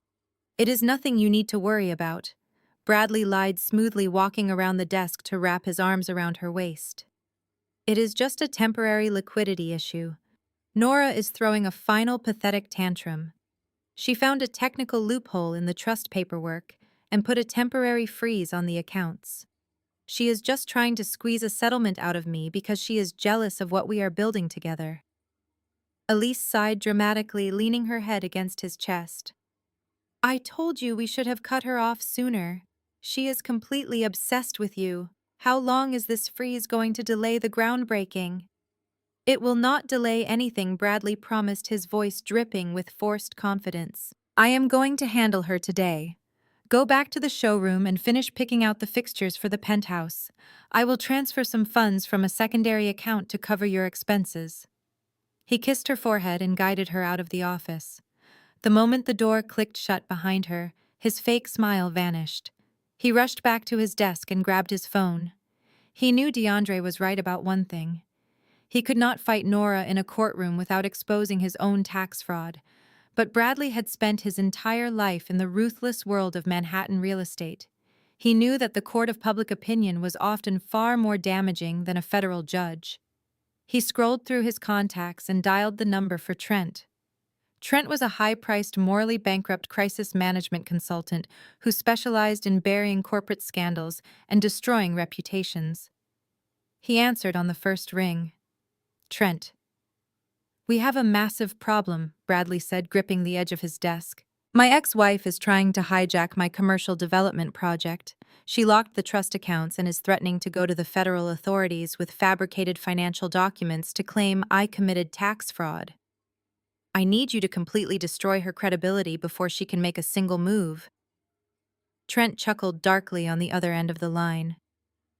"That is exactly what you pay me a monthly retainer for, Bradley. Give me the angle. How do you want to play this?" Bradley paced back and forth across the Persian rug, his mind racing with vicious ideas.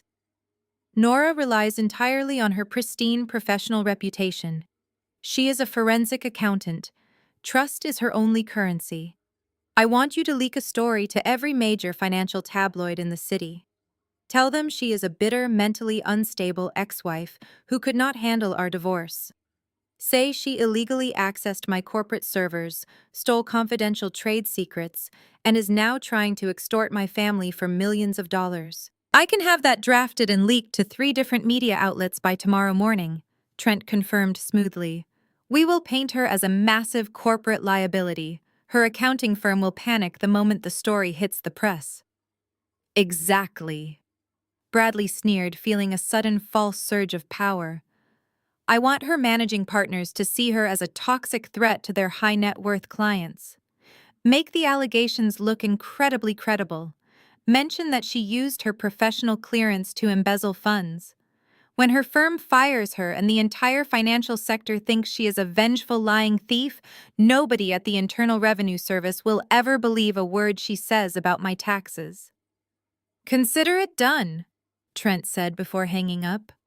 Bradley dropped his phone onto the desk. He took a deep breath, adjusting the cuffs of his expensive sweater. He actually believed his own delusional plan.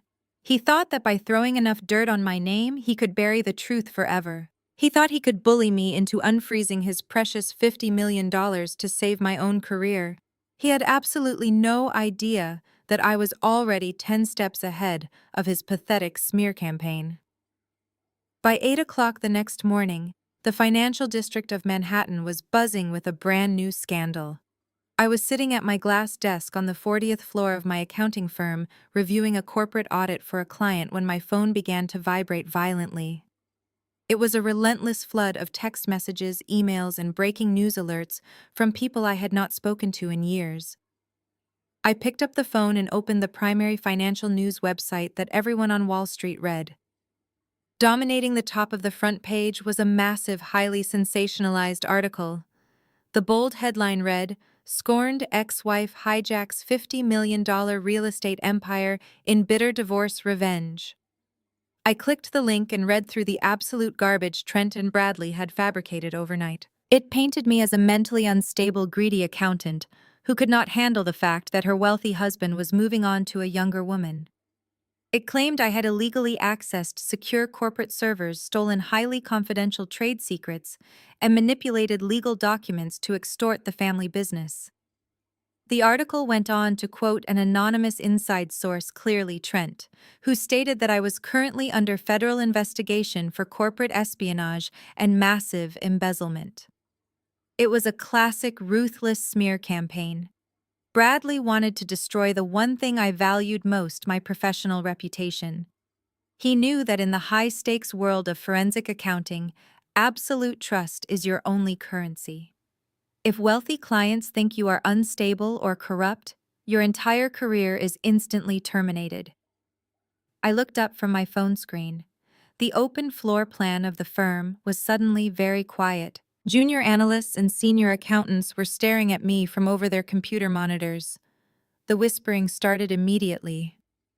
My desk phone rang loud and clear. It was the executive assistant for the managing partners. She told me I needed to come to the main boardroom right this second.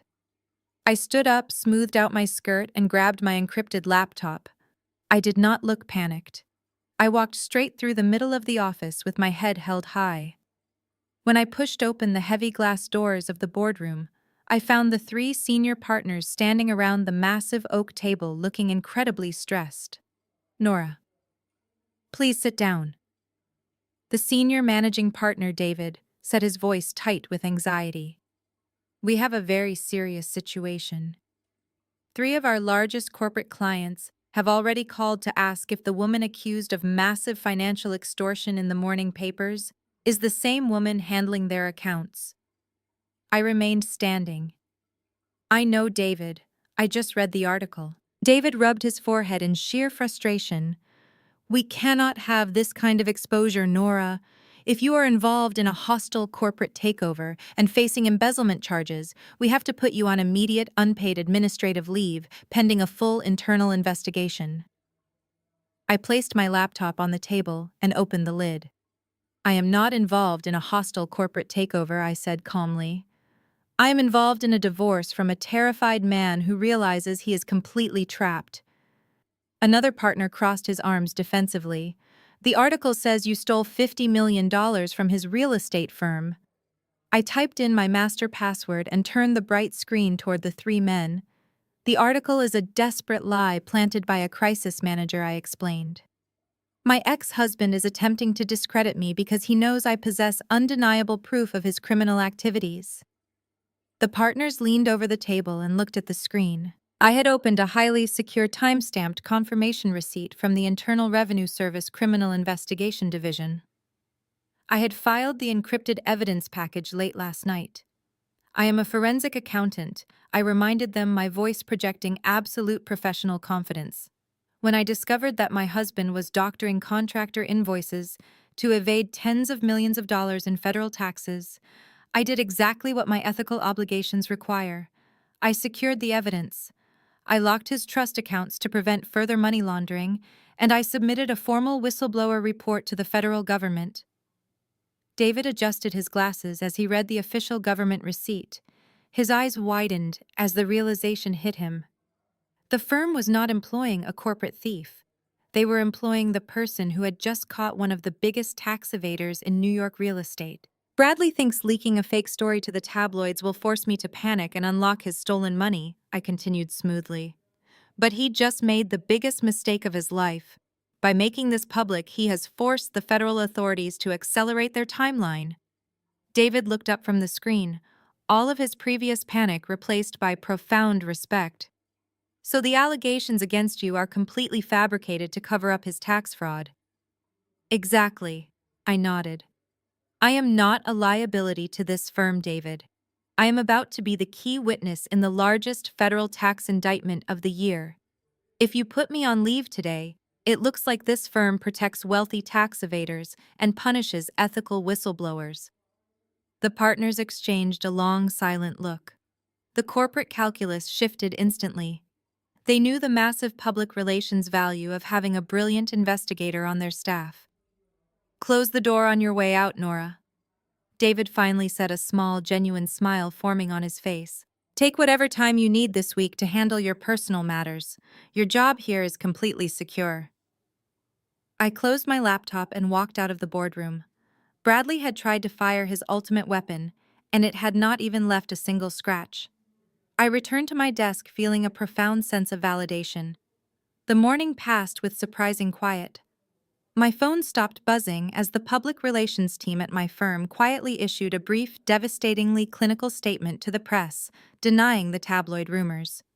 Bradley had tried to fire his ultimate weapon, and it had not even left a single scratch. Just after lunchtime, the internal phone on my desk chimed. It was the front desk receptionist down in the main lobby. She told me I had a personal visitor who was refusing to leave and was causing a scene about needing to see me for a family emergency. I took the glass elevator down to the ground floor.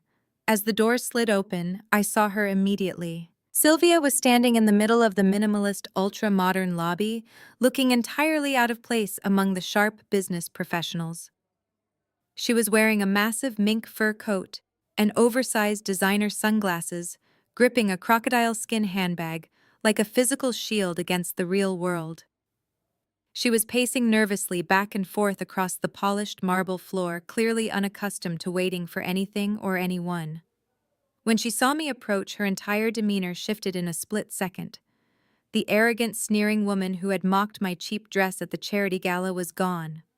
In her place was a frantic, desperately agreeable older woman trying to manufacture a warm maternal smile.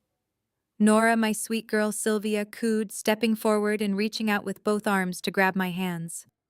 I took a deliberate step back, keeping my hands firmly at my sides. Her empty hands fell back to her expensive coat. She looked momentarily embarrassed, but quickly recovered her fake composure. "What are you doing here, Sylvia?" I asked, my voice echoing slightly in the vast marble lobby. Sylvia let out a dramatic practiced sigh. She looked around the lobby to ensure none of the passing executives were listening closely. "I came to apologize, Nora. I really did. I have not been able to sleep since that awful dinner. The things Bradley said to you at that horrible gala, the way Gemma acted, it was all completely unacceptable. You know how competitive and stressful the commercial real estate business is. Bradley has been under so much pressure lately with the new development project. He just snapped under the weight of it all. But you and I, we always understood each other, did we not? We are women who know how to stand our ground." I stared at her, genuinely amazed by her infinite capacity for delusion. "We never understood each other, Sylvia. For 5 years, you made it your personal mission to remind me that I was a peasant from Queens who had somehow infiltrated your precious high society bloodline. You never missed a single opportunity to humiliate me." "Oh, Nora, please do not hold on to the past," Sylvia pleaded, taking another step closer. "I was just being protective of my son. We are family, and family forgives. I know Bradley made a terrible mistake with that silly trust paperwork. He was just trying to protect our legacy from the greedy government. He did not mean to hurt you or put your career at risk. But this little feud has gone far enough. Look at what it is doing to us." She unclasped her heavy crocodile skin bag and reached inside. She pulled out a pristine white envelope and held it out toward me. Her manicured hands were visibly shaking. I want to make things right, Sylvia whispered, her eyes darting around nervously. I know JP Morgan froze the primary family accounts, but I have a private wealth management portfolio in Switzerland that DeAndre and Bradley do not even know about. It is my absolute emergency fund. Inside this envelope is a certified cashier check for $1 million. It is completely untraceable and ready to clear today. I looked down at the envelope but did not make a single move to take it. Take the money, Nora, Sylvia urged, her fake smile straining heavily at the edges. Take the $1 million. Start a fresh new life. Open your own accounting firm. Buy a beautiful house in a nice neighborhood. Just sign the director rights of the ironclad trust back over to Bradley, and we can all walk away from this terrible nightmare as friends. We will even call Trent and have him drop those silly tabloid stories immediately. You win. You proved your point. I looked at the woman who had tormented me for half a decade. She actually thought she could buy her way out of a massive federal tax indictment. She thought $1 million of hidden Swiss money would somehow erase the fact that her son was a criminal, and her family was built on a crumbling foundation of lies. I reached out and took the envelope from her trembling hand. Sylvia let out a massive, audible breath of relief. Her tense shoulders dropped. She thought she had won. She thought the poor girl from Queens had finally seen a number big enough to abandon her moral principles. I opened the envelope and pulled out the heavy watermarked check. It was indeed made out to me for exactly $1 million. I held it up to the lobby light, inspecting the Swiss bank signature. It is a very generous offer, Sylvia, I said softly.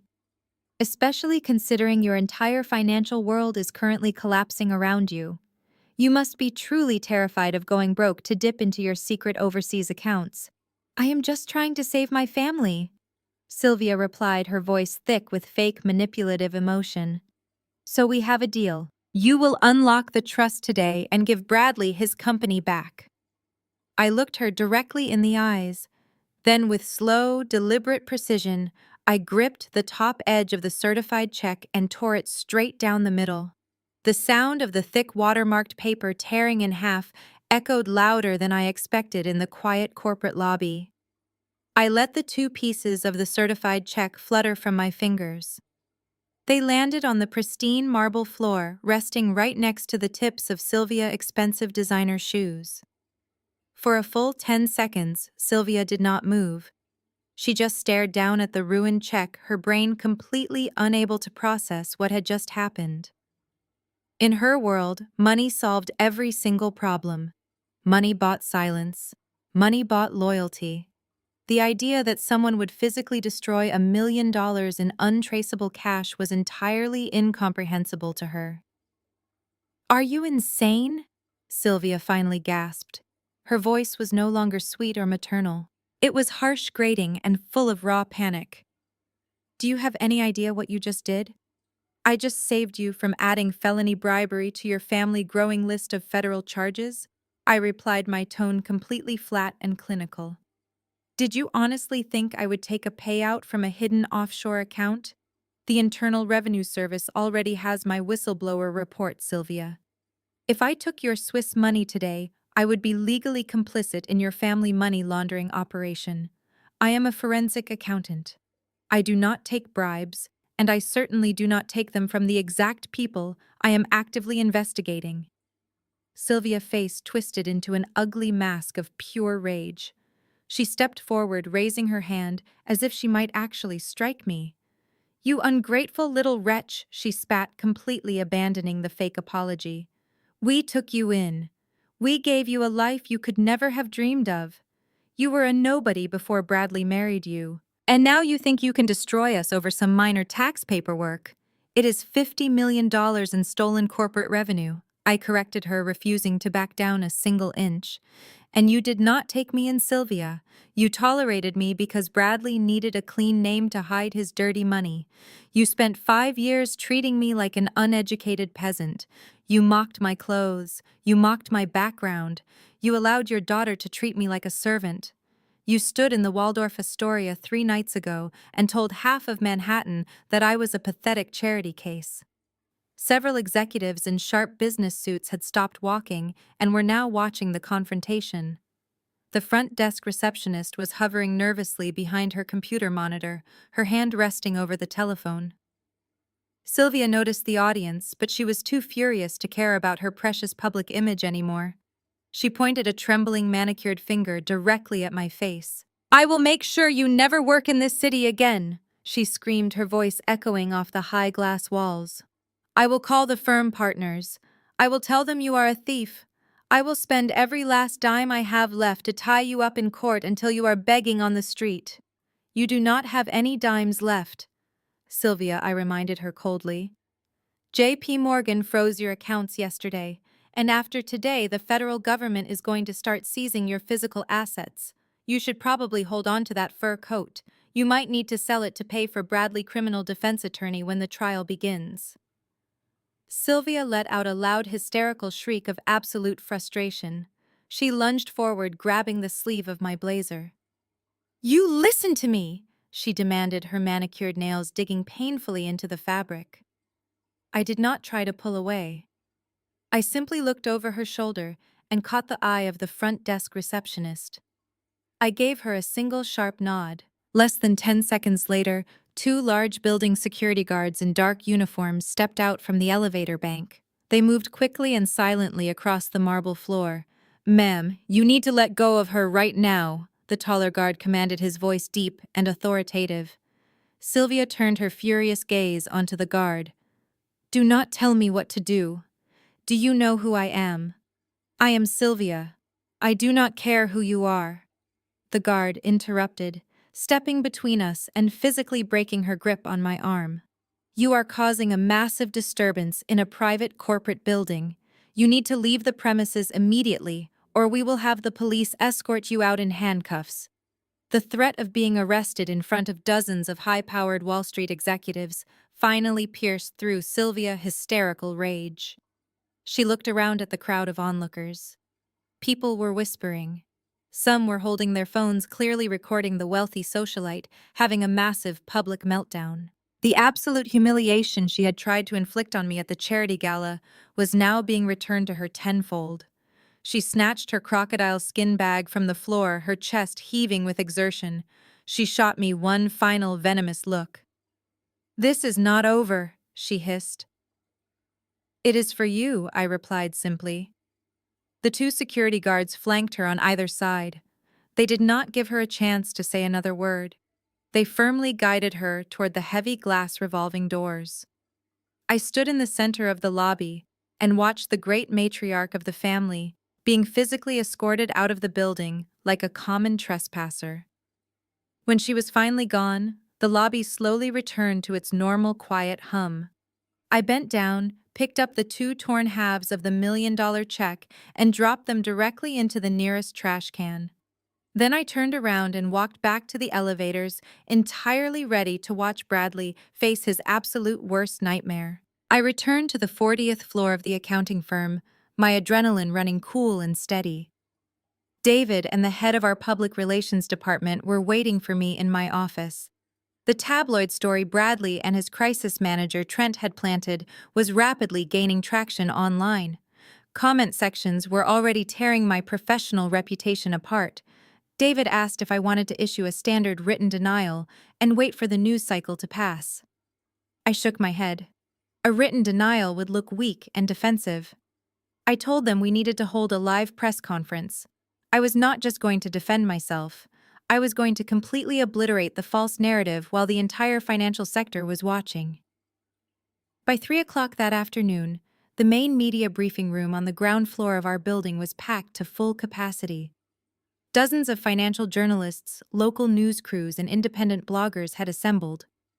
The crisis manager Bradley hired had done his job too well. He had whipped the media into a frenzy, promising them a scandalous story of a bitter, deranged accountant stealing a massive real estate empire. The reporters were expecting a tearful defensive apology. They had absolutely no idea they were about to witness a live corporate execution. I walked into the room flanked by David and our lead corporate counsel. I wore a sharp navy blue suit and carried no notes. The flashbulbs erupted in a blinding wave of white light the second I stepped up to the wooden podium. I adjusted the microphone. The room gradually fell into a tense, expectant silence. I looked directly into the center bank of television cameras, knowing that Bradley, DeAndre, and Sylvia were likely watching this live broadcast from their crumbling offices. Good afternoon. I began, my voice projecting clearly and confidently across the room. My name is Nora, and I am a senior forensic accountant at this firm. Early this morning, a heavily fabricated story was leaked to the press. It accused me of corporate espionage and extortion against my ex-husband Bradley and his commercial real estate development firm. I am here today to categorically deny those absurd allegations. I paused, letting the initial statement sink in before delivering the crushing blow. But more importantly, I am here to explain exactly why those lies were manufactured and why the leadership of that real estate firm is currently in a state of absolute panic. I gripped the edges of the podium. 3 years ago, Bradley instructed me to establish a blind trust named the Ironclad Trust. He claimed it was a standard legal shield for his new $50 million waterfront project. However, over the past 6 months, during a routine review of shared marital assets, I uncovered the devastating truth behind that specific money. The $50 million transferred into that trust was not legitimate profit. It was stolen. A loud collective gasp rippled through the room of seasoned journalists. Pens flew frantically across notepads. Cameras clicked in rapid succession. Bradley systematically falsified over 200 contractor invoices. I continued, my voice steady and unforgiving. He claimed massive construction expenses for building materials that never existed. He took the untaxed revenue, funneled it through untraceable offshore accounts, and dumped it directly into the Ironclad Trust to evade federal taxation. Furthermore, my investigation revealed that he diverted hundreds of thousands of dollars from his own employees' pension funds to finance his personal luxury lifestyle.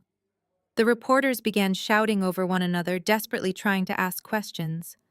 I raised my hand to silence them. When I discovered the sheer scale of this money laundering operation, I executed my legal right as the primary director of the trust to initiate a total administrative freeze. I locked the accounts to prevent any further theft. Last night, I submitted a fully encrypted comprehensive dossier containing his internal financial ledgers, the fake receipts, and the offshore routing numbers directly to the Criminal Investigation Division of the Internal Revenue Service. I did not hijack his empire. I legally secured a massive crime scene.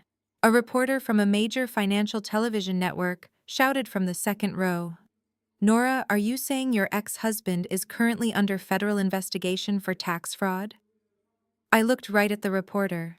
I am saying the federal government currently possesses undeniable documented proof of massive tax fraud. Any financial institution, private investor, or contractor currently doing business with his firm should immediately review their financial risk exposure. Another reporter yelled from the back. Is his legal counsel involved? Does DeAndre know about this? I smiled a cold, razor-sharp smile. The federal authorities will determine the criminal complicity of anyone whose signature is on the original formation documents. I stepped back from the podium as the room completely erupted into chaos. Reporters were literally sprinting out the doors to call their editors and break the story. I walked out of the room with my head held high, knowing that Bradley had just lost everything. I returned to the quiet sanctuary of my office, poured myself a fresh cup of coffee, and turned on the television mounted on the wall. Every major news network had cut away from their regular afternoon programming to broadcast my press conference on an endless loop. The narrative had flipped in a matter of minutes. I was no longer the bitter, scorned ex-wife. I was the brilliant whistleblower who had exposed a $50 million criminal empire. My phone rang. It was a contact I had inside Bradley Development Firm, a junior accountant I had mentored years ago. She was whispering frantically, telling me to turn on the local helicopter news feed immediately. I switched the channel. The aerial camera was hovering directly above the sleek glass high-rise that housed Bradley corporate headquarters. I watched in deep satisfaction as a massive fleet of unmarked black government vehicles abruptly pulled up onto the plaza, completely blocking the main entrances. Dozens of federal agents wearing dark windbreakers with the bright yellow letters printed across the back poured out of the vehicles. They marched through the revolving doors, with empty cardboard boxes and federal warrants in their hands. The raid had officially begun. I did not just want to watch it on a screen. I wanted to see the end of his arrogance with my own eyes. I grabbed my coat, took the elevator down to the parking garage, and drove the 10 blocks to his building. By the time I parked my car across the street, the scene had descended into total chaos. A massive crowd of pedestrians, aggressive paparazzi, and confused investors had gathered around the perimeter held back by police barricades. Through the massive glass windows of the ground floor lobby, I could see federal agents securing the elevators and confiscating employee computers. Employees were being ushered out of the side exits, carrying small cardboard boxes filled with personal items. Among the crowd of weeping administrative assistants and terrified junior executives, I spotted Elise. She was standing on the curb, clutching her designer handbag, staring up at the building in absolute shock. The glamorous future she had envisioned, the billion-dollar empire she thought she had secured by sleeping with a married man, was disintegrating right in front of her. She looked lost, completely abandoned by the man who had promised her the world just 24 hours ago. I stood near the edge of the crowd, blending in perfectly, just another face, watching a billionaire fall from grace. My phone buzzed in my pocket. It was a panicked text message from Bradley. It simply read, "Call them off. Tell them it was a misunderstanding. I will give you anything you want." I read the message, deleted it, and blocked his number. He still fundamentally misunderstood the situation. He thought I was playing a negotiation game. He did not realize that the federal government does not negotiate with tax evaders once the criminal warrants are signed. Suddenly, a ripple of shouting tore through the crowd. The heavy glass doors of the building swung open. 2 federal agents walked out first, clearing a path through the swarm of aggressive reporters. Right behind them was Bradley. The arrogant, untouchable chief executive officer was completely gone. His expensive designer sweater was wrinkled. His hair was a mess, and his hands were securely fastened behind his back in heavy steel handcuffs. The flashbulbs erupted, capturing his pale, terrified face for tomorrow front pages. He looked frantically around the crowd, his eyes wide with sheer panic, as reporters shouted questions about the stolen pension funds and the fake contractor invoices. This was the exact same man who had confidently handed me divorce papers next to a caviar bar, completely certain of his absolute superiority. Now, he was being paraded through the streets of Manhattan like a common criminal. Right behind him, looking equally pale and entirely defeated, was DeAndre. Despite his desperate attempt to formally withdraw as legal counsel earlier that morning, the federal agents had not cared. His signature was all over the fraudulent incorporation documents of the Ironclad Trust. DeAndre was not in handcuffs yet, but he was being closely escorted by 2 agents toward a separate government vehicle for formal questioning. His pristine, terrifying courtroom reputation was dead. He looked down at the pavement, refusing to make eye contact with the cameras, knowing his law license was as good as shredded. I watched as they pushed Bradley into the back of a dark vehicle. The public humiliation he had tried to inflict on me had boomeranged and hit him with the force of a freight train. The convoy pulled away from the curb, sirens wailing, leaving behind a heavily raided building and a shattered corporate legacy. I turned away from the chaotic scene and walked back to my car. The criminal justice system was finally handling the tax fraud. But my work was not entirely finished. Bradley was headed to a holding cell, but his company still technically had a board of directors. They had scheduled an emergency shareholder meeting for the following morning to try and salvage the ruins of the empire. They thought they could simply replace Bradley and move forward. They had absolutely no idea that I was going to be the one walking into that boardroom. The morning after the raid, the atmosphere inside the executive boardroom was incredibly toxic. The heavy oak doors were closed securely, but the panic radiating from the wealthy investors was absolutely palpable. Bradley had managed to post a massive bail late last night. He had been forced to use a highly questionable bail bondsman because his primary bank accounts were completely frozen by the federal authorities. He stood at the head of the massive conference table looking like a ghost of his former arrogant self. His custom-tailored suit was heavily wrinkled. The dark circles under his eyes betrayed the undeniable fact that he had spent the night sitting in a cold holding cell before his release. Sitting around the table were the 12 most powerful shareholders of the company. These were ruthless men and women who cared only about their profit margins. They had seen the evening news. They had watched federal agents carry boxes of physical evidence out of the building on live television.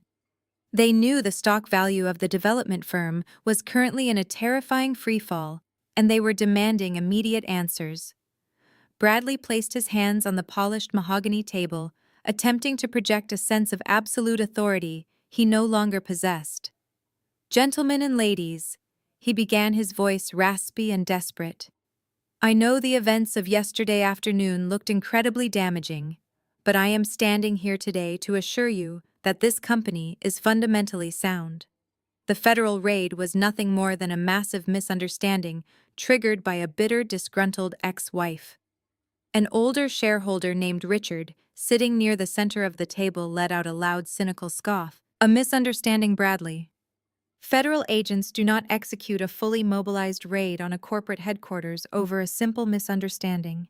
They seized our internal servers. They confiscated the accounting ledgers. The morning papers are reporting that you falsified hundreds of contractor invoices to evade federal taxes. You have completely jeopardized our entire financial portfolio. Those allegations are entirely fabricated." Bradley shot back, wiping a bead of sweat from his forehead. "Nora is a forensic accountant. She knows exactly how to manipulate financial data to make it look highly suspicious. She is trying to extort me for a massive divorce settlement by weaponizing the Internal Revenue Service against our firm. I already have my criminal defense team working on a motion to dismiss the charges. The truth will come out, and my name will be entirely cleared of any wrongdoing." Another board member, a sharp woman in a gray suit, leaned forward, resting her elbows on the table. "Your personal legal troubles are your own problem, Bradley. We only care about our money. What about the $50 million for the downtown waterfront project? The commercial contractors were supposed to receive their initial deposit wires yesterday morning. They are threatening to walk off the job entirely if they do not get paid by noon today. If we lose those contractors, the entire project collapses." Bradley swallowed hard. He was backed into an impossible corner. He had to lie to survive the morning meeting. "The $50 million is perfectly safe." He lied, his voice projecting a false, unwavering confidence. "The capital is currently secured inside a private Delaware entity called the Ironclad Trust." Nora managed to initiate a temporary administrative hold on the accounts using a technical loophole in the corporate bylaws. But it is just a temporary freeze. I am meeting with a federal judge this afternoon to have her officially removed as the trust director. We will have full access to the capital and the land deed by tomorrow morning. The room remained completely silent. The shareholders stared at him, their faces hard and unforgiving. They were experienced, ruthless investors. They could smell desperation like blood in the water, and Bradley was bleeding heavily. "Just give me 48 hours, Bradley pleaded, leaning over the table. "I built this company from the ground up. I personally secured the waterfront property. We are standing on the edge of the most profitable commercial real estate venture in the history of this city. Do not let a scorned, angry woman tear down everything we have built together. I just need a formal vote of confidence from this board today to stabilize the public relations disaster. Let me steer the ship through this temporary storm. By the end of the week, the contractors will be paid, the groundbreaking will proceed, and we will be back on track to make hundreds of millions of dollars." He looked around the table, desperately searching for a single nodding head or a sign of agreement. He thought he could manipulate them the exact same way he manipulated his family. He thought his natural charisma and arrogant promises would save him one last time. He genuinely believed That if he just kept lying, the terrifying reality of his total financial ruin would somehow magically disappear. Richard steepled his fingers together, looking at Bradley with pure, unadulterated disgust. "You want a formal vote of confidence?" Richard asked, his voice dripping with condescension. "You want us to hand control of our investments over to a man who is currently out on bail for massive federal tax evasion?" Before Bradley could formulate another desperate lie, a sharp, confident knock echoed through the boardroom. The heavy oak doors did not just open, they swung wide, revealing the absolute last person Bradley ever expected to see inside his corporate sanctuary. I stepped through the heavy oak doors and into the center of the executive boardroom. I was not wearing an off-the-rack dress from a discount department store. I wore a sharply tailored charcoal blazer, my hair pulled back into a sleek professional knot. I carried a single slim leather briefcase. I did not come alone. Flanking me were two heavily built private security contractors I had hired that morning, their presence instantly neutralizing any physical threat Bradley might try to pose. The entire room froze. The 12 powerful shareholders stared at me in stunned silence. Bradley stopped mid-sentence, his mouth hanging open.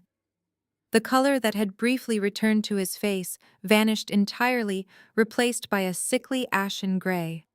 "What are you doing here?" Bradley demanded, his voice cracking violently. He pointed a shaking finger at me and looked frantically toward the hallway. "Security! Get this woman out of my building right now. This is a highly classified corporate meeting." I did not flinch. I did not even look at him. I walked calmly past his end of the table and took a position at the exact opposite end, facing the entire board of directors. My security detail took up positions by the doors, crossing their arms and making it perfectly clear that I was not going anywhere. "Good morning," I said, my voice cutting cleanly through the thick, panicked atmosphere of the room. "My name is Nora." I apologize for the sudden interruption. However, considering my personal property is the entire foundation of this meeting, I felt it was absolutely necessary to attend in person. Richard, the older shareholder, who had been interrogating Bradley just moments before, narrowed his eyes. "Your personal property." I placed my leather briefcase onto the polished mahogany table and snapped the brass latches open. "Bradley just stood there and promised you that he was meeting with a federal judge this afternoon to have me removed as the director of the Ironclad Trust. He promised you that he would have full access to the waterfront development land by tomorrow morning. I am here to save you the trouble of waiting for a miracle that is never going to happen." I pulled out 12 thick, securely bound folders. I slid them down the length of the long table. The shareholders immediately reached for them, their greedy, calculated instincts taking over. Bradley lunged forward, slamming his hand onto the table. "Do not look at those documents," he ordered the board. "She is a thief. She manipulated those papers." Richard ignored him completely. He opened the folder and began reading. "Inside those folders, you will find the verified Delaware land deed certified by the state corporate registry as of 8 o'clock this morning," I explained, pacing slowly behind my chair. "You will also find the unredacted operational bylaws of the Ironclad Trust. As you will clearly see on page 4, the trust is legally classified as irrevocable. It cannot be altered, amended, or dissolved by a federal judge. And as the sole legal beneficiary of that trust, I am the absolute, undisputed owner of the 50 acres of the downtown waterfront project. Bradley does not own a single inch of it. He cannot build on it. He cannot borrow against it." Richard looked up from the documents. His eyes darted toward Bradley, filled with pure, venomous rage. "You lied to us." Richard hissed, his voice trembling with anger. "You stood there looking us right in the eye and lied about having collateral." "I did not lie," Bradley shouted, his facade completely crumbling. "She set me up. She drafted the paperwork to trap me. I drafted exactly what you aggressively ordered me to draft." I corrected him, my tone utterly devoid of sympathy. "You wanted a blind trust to hide your revenue from the Internal Revenue Service. You wanted a shield. You were just too arrogant to read the fine print before you signed the deed away." The woman in the gray suit closed her folder and looked at me. She was a pragmatist entirely unfazed by family drama. She only cared about the bottom line. Okay, Nora. You own the land. We recognize the legal reality of the situation. But why did you come here today? You have the asset, but we have the architectural blueprints, the construction loans, and the heavy contractors ready to break ground. Are you here to negotiate a lease agreement with our firm? I smiled. It was a cold, calculated smile. You do not have the construction loans, I reminded her gently. JP Morgan froze your $50 million credit line the moment they realized you had no collateral. Your contractors are threatening to walk off the job today. Your corporate stock is currently plummeting on the open market. And your chief executive officer is standing in front of you facing decades in federal prison. I let the brutal reality of my words hang in the air for a moment. I watched the arrogant executives fully comprehend that their entire billion-dollar vision had just evaporated. I am not here to negotiate with this firm, I stated firmly. I came here as a professional courtesy to formally notify this board that the Ironclad Trust is officially terminating all previous verbal and implied agreements with Bradley Development Company. You are completely evicted from the waterfront project. Bradley let out a strangled, furious yell. You cannot build that project without me. You do not have the infrastructure or the industry connections. That land will just sit there and rot. I finally turned to look directly at my ex-husband. The man who had humiliated me, cheated on me, and tried to destroy my professional life was now begging for scraps in his own boardroom. I do not need your infrastructure, Bradley, I said softly, delivering the final devastating blow. Because I already signed a massive 99-year commercial lease agreement at 7 o'clock this morning. I already handed the land over to someone else. I told you, Nora, this is the best deal you are going to get, Bradley said, tapping his expensive gold pen against the mahogany conference table. He slid the contract toward me, a condescending smirk plastered across his face. It is a barren plot of dirt. My firm is doing you a favor by taking it off your hands. Sign the paper, take the $50,000, and let the real estate professionals handle the rest. My mother, sitting to his right with her posture perfectly rigid, nodded in agreement. Listen to your brother Nora. He knows the market. It is time you stopped playing games with your grandfather's inheritance and contributed to the family portfolio. Bradley has a major development project on the line. I looked down at the contract. $50,000 for 30 acres of prime commercial real estate that sat directly in the path of the city's new tech corridor. Bradley did not just think I was naive. He thought I was completely blind to the world outside my own front door. 50,000, I repeated, letting the number hang in the quiet of the boardroom. I leaned back in my chair and folded my hands. For a property recently rezoned for mixed-use commercial development. A property that, according to the latest city planning documents, is the exact keystone needed to connect the downtown district to the new interstate off-ramp. Bradley's smirk faltered for a fraction of a second before he recovered. You have been reading public zoning drafts. That is cute. But reading a draft and executing a multi-million-dollar commercial development are two entirely different things. You do not have the capital, the connections, or the experience to do anything with that dirt. I do. He is right, my father chimed in, checking his watch, as if my very presence was an inconvenience to his afternoon. We are offering you a clean exit. Take the money and go back to your little consulting business. Leave the heavy lifting to Bradley. I did not reach for the pen. Instead, I reached into my leather tote and pulled out a thick bound folder. I placed it squarely on top of Bradley's insulting contract. I completely agree that executing a commercial development requires capital and connections. I said, my voice steady and deliberately calm, which is exactly why I did not try to develop it myself. I leased it. Bradley let out a sharp, dismissive laugh. You leased empty land to who? A local farmer looking to graze cattle. Not quite, I said. I signed a 99-year ground lease with full developmental rights.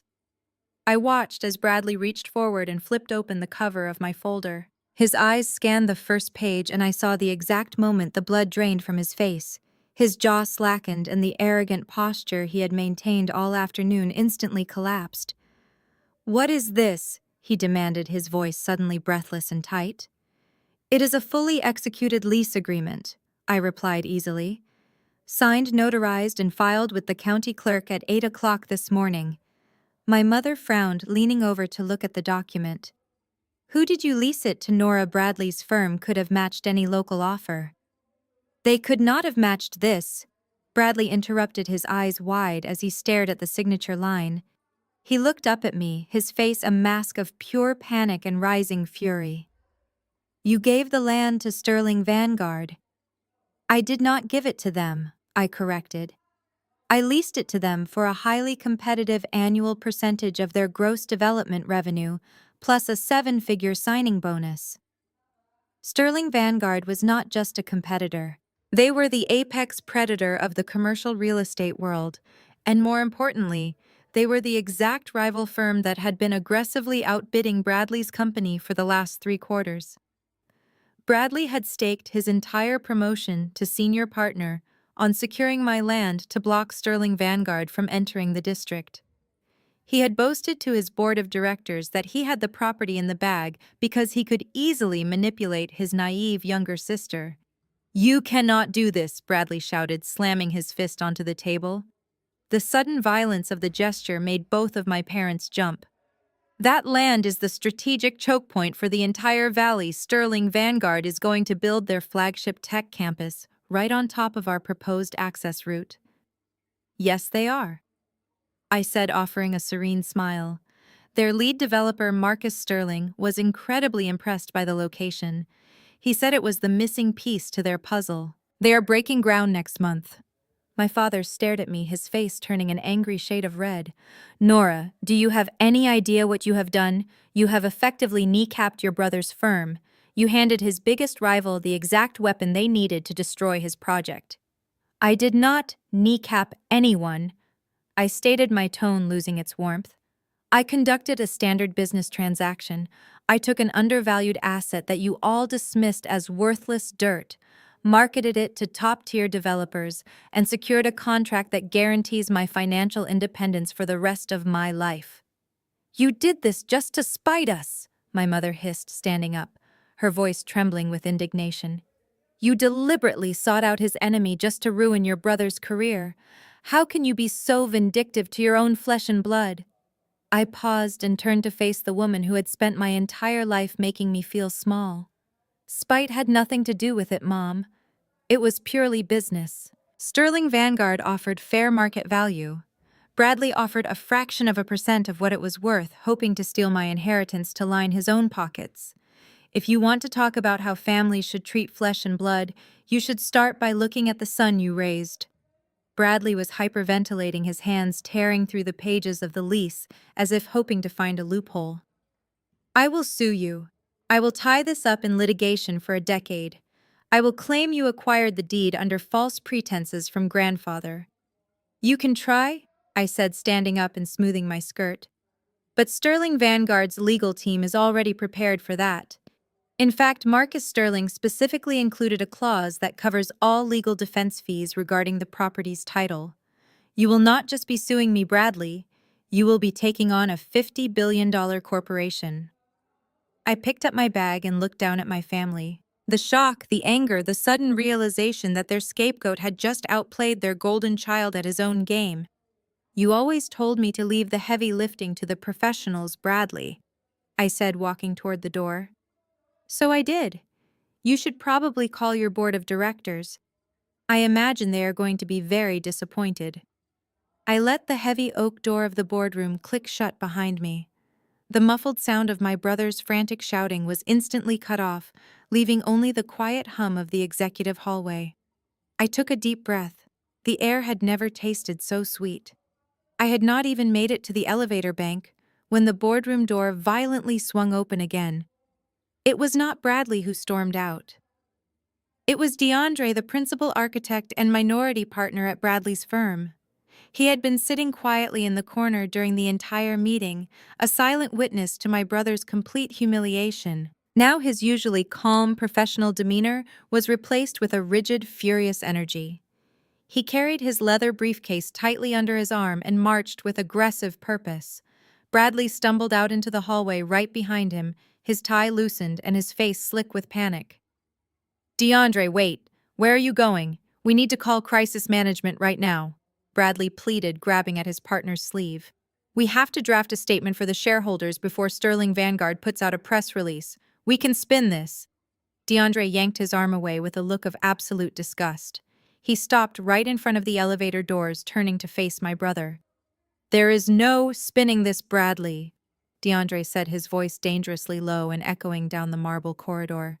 "You lied to me. You lied to the board of directors. You looked our primary investors in the eye last Tuesday and guaranteed that you had the deed to that land locked down. You told us your sister was a pushover who would sign it away for pennies. You built an entire $90 million financial model on a lie." "She was supposed to sign it," Bradley yelled, pointing a shaking finger at me. "She went behind my back. This is a minor setback. We can pivot the development route." "Pivot where?" DeAndre snapped. "Into the river." That land was the only viable access point for the commercial hub. Without it, the entire project is dead in the water. I am not going down for your arrogance. DeAndre adjusted his grip on his briefcase, his eyes burning with resentment. "I am done, Bradley. I am resigning my partnership effective immediately. I am going straight to my office to clear out my desk, and then I am calling the Tokyo investors to tell them exactly why their money is gone. I suggest you call your lawyers because the board is going to sue you for gross negligence and fiduciary breach." Bradley looked as if he had been physically struck. He staggered back against the glass wall. "You cannot do this. If you walk out now, the firm collapses. My career will be over." "Your career ended 10 minutes ago when she handed you that lease," DeAndre replied coldly. He turned toward me, his expression softening just a fraction. "Brilliant play, Nora. You played him perfectly." Before I could respond, the elevator arrived with a soft chime. DeAndre stepped inside and the doors closed, leaving Bradley staring at his own reflection in the polished metal completely destroyed.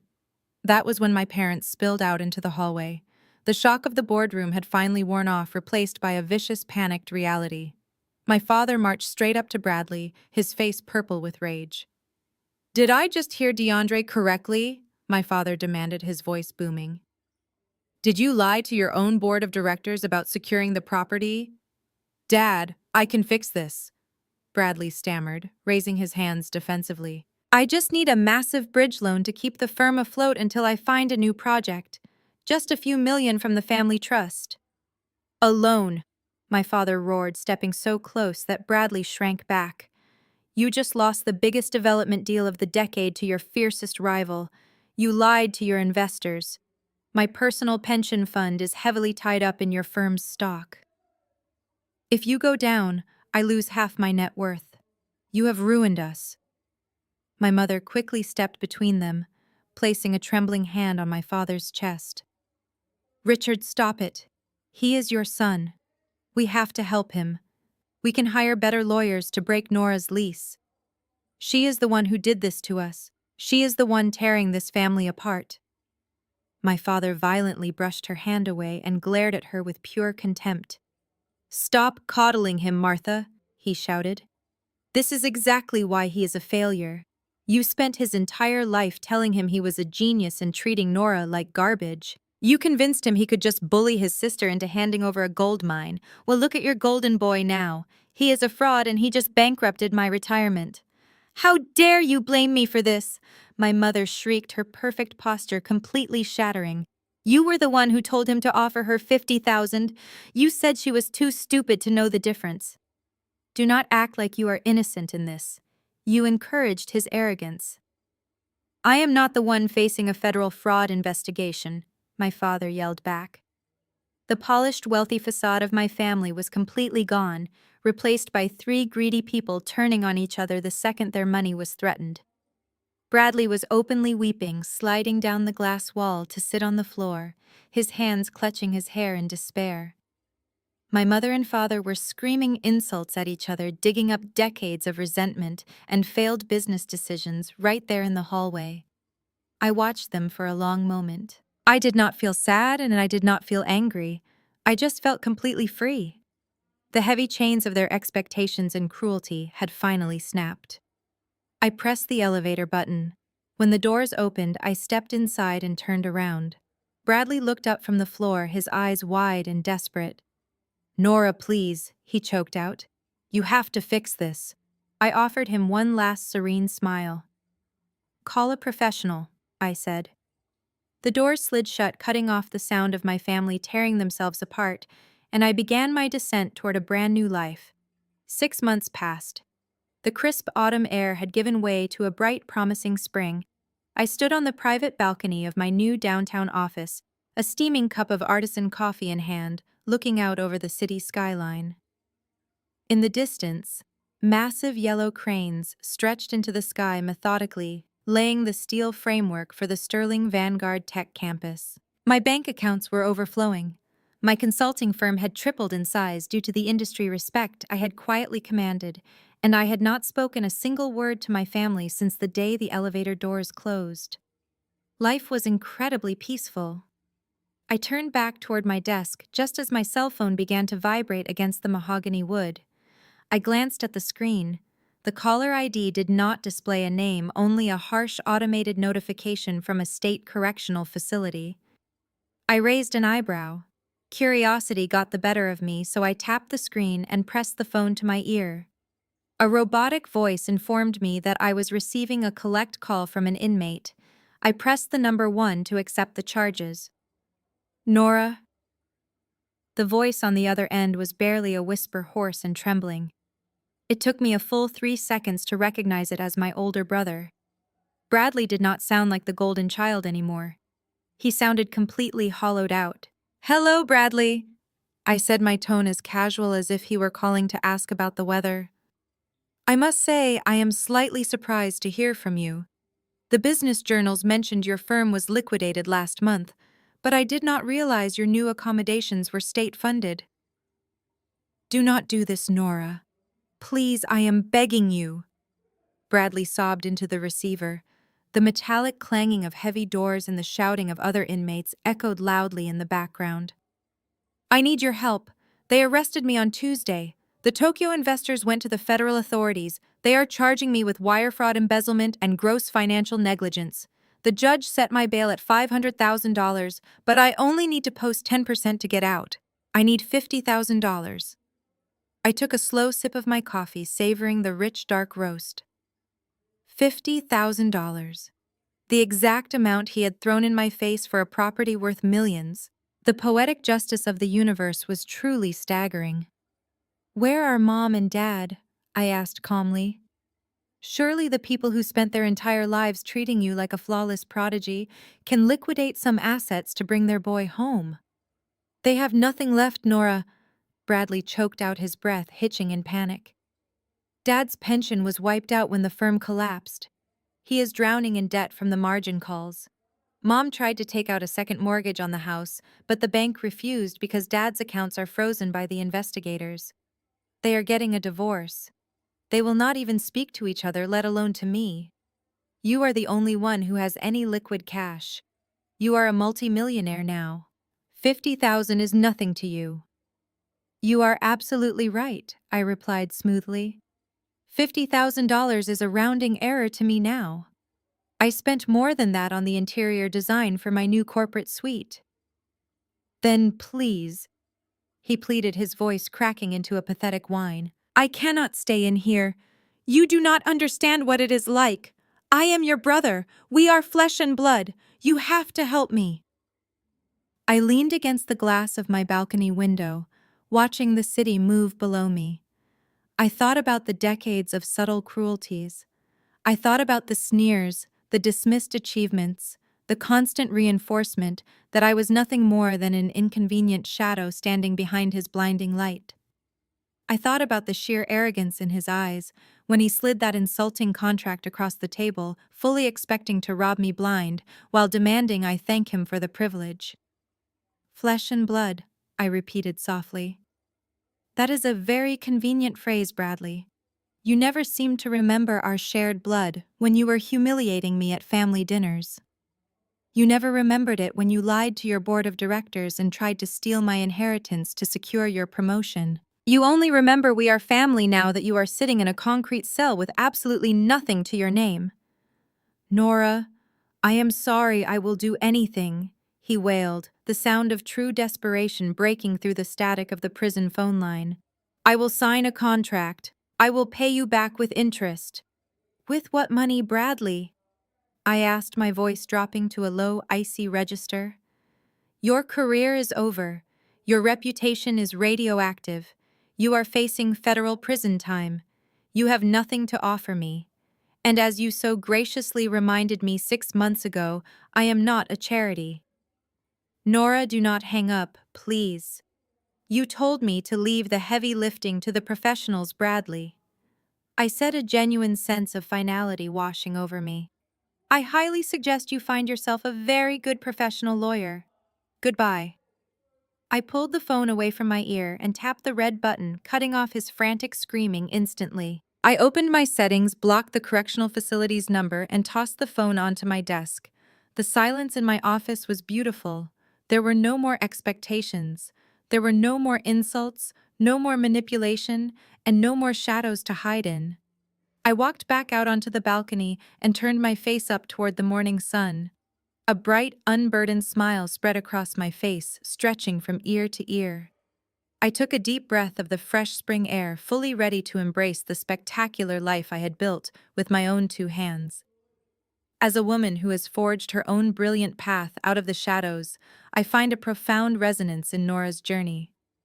The most vital lesson to extract from this story is that true empowerment demands the severing of toxic loyalties, even when they are tied by blood. Society frequently conditions women to be the eternal martyrs of their families, expected to absorb disrespect, sacrifice their own potential, and constantly rush to save the very people who push them down. Nora's family relied on this exact conditioning. They assumed her silence was weakness and her patience was stupidity, expecting her to hand over her inheritance for pennies, just to inflate her brother's golden child ego.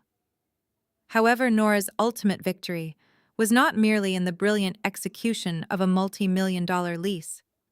Her true triumph was her unwavering emotional detachment. She realized that her worth was never defined by her family's flawed perception of her.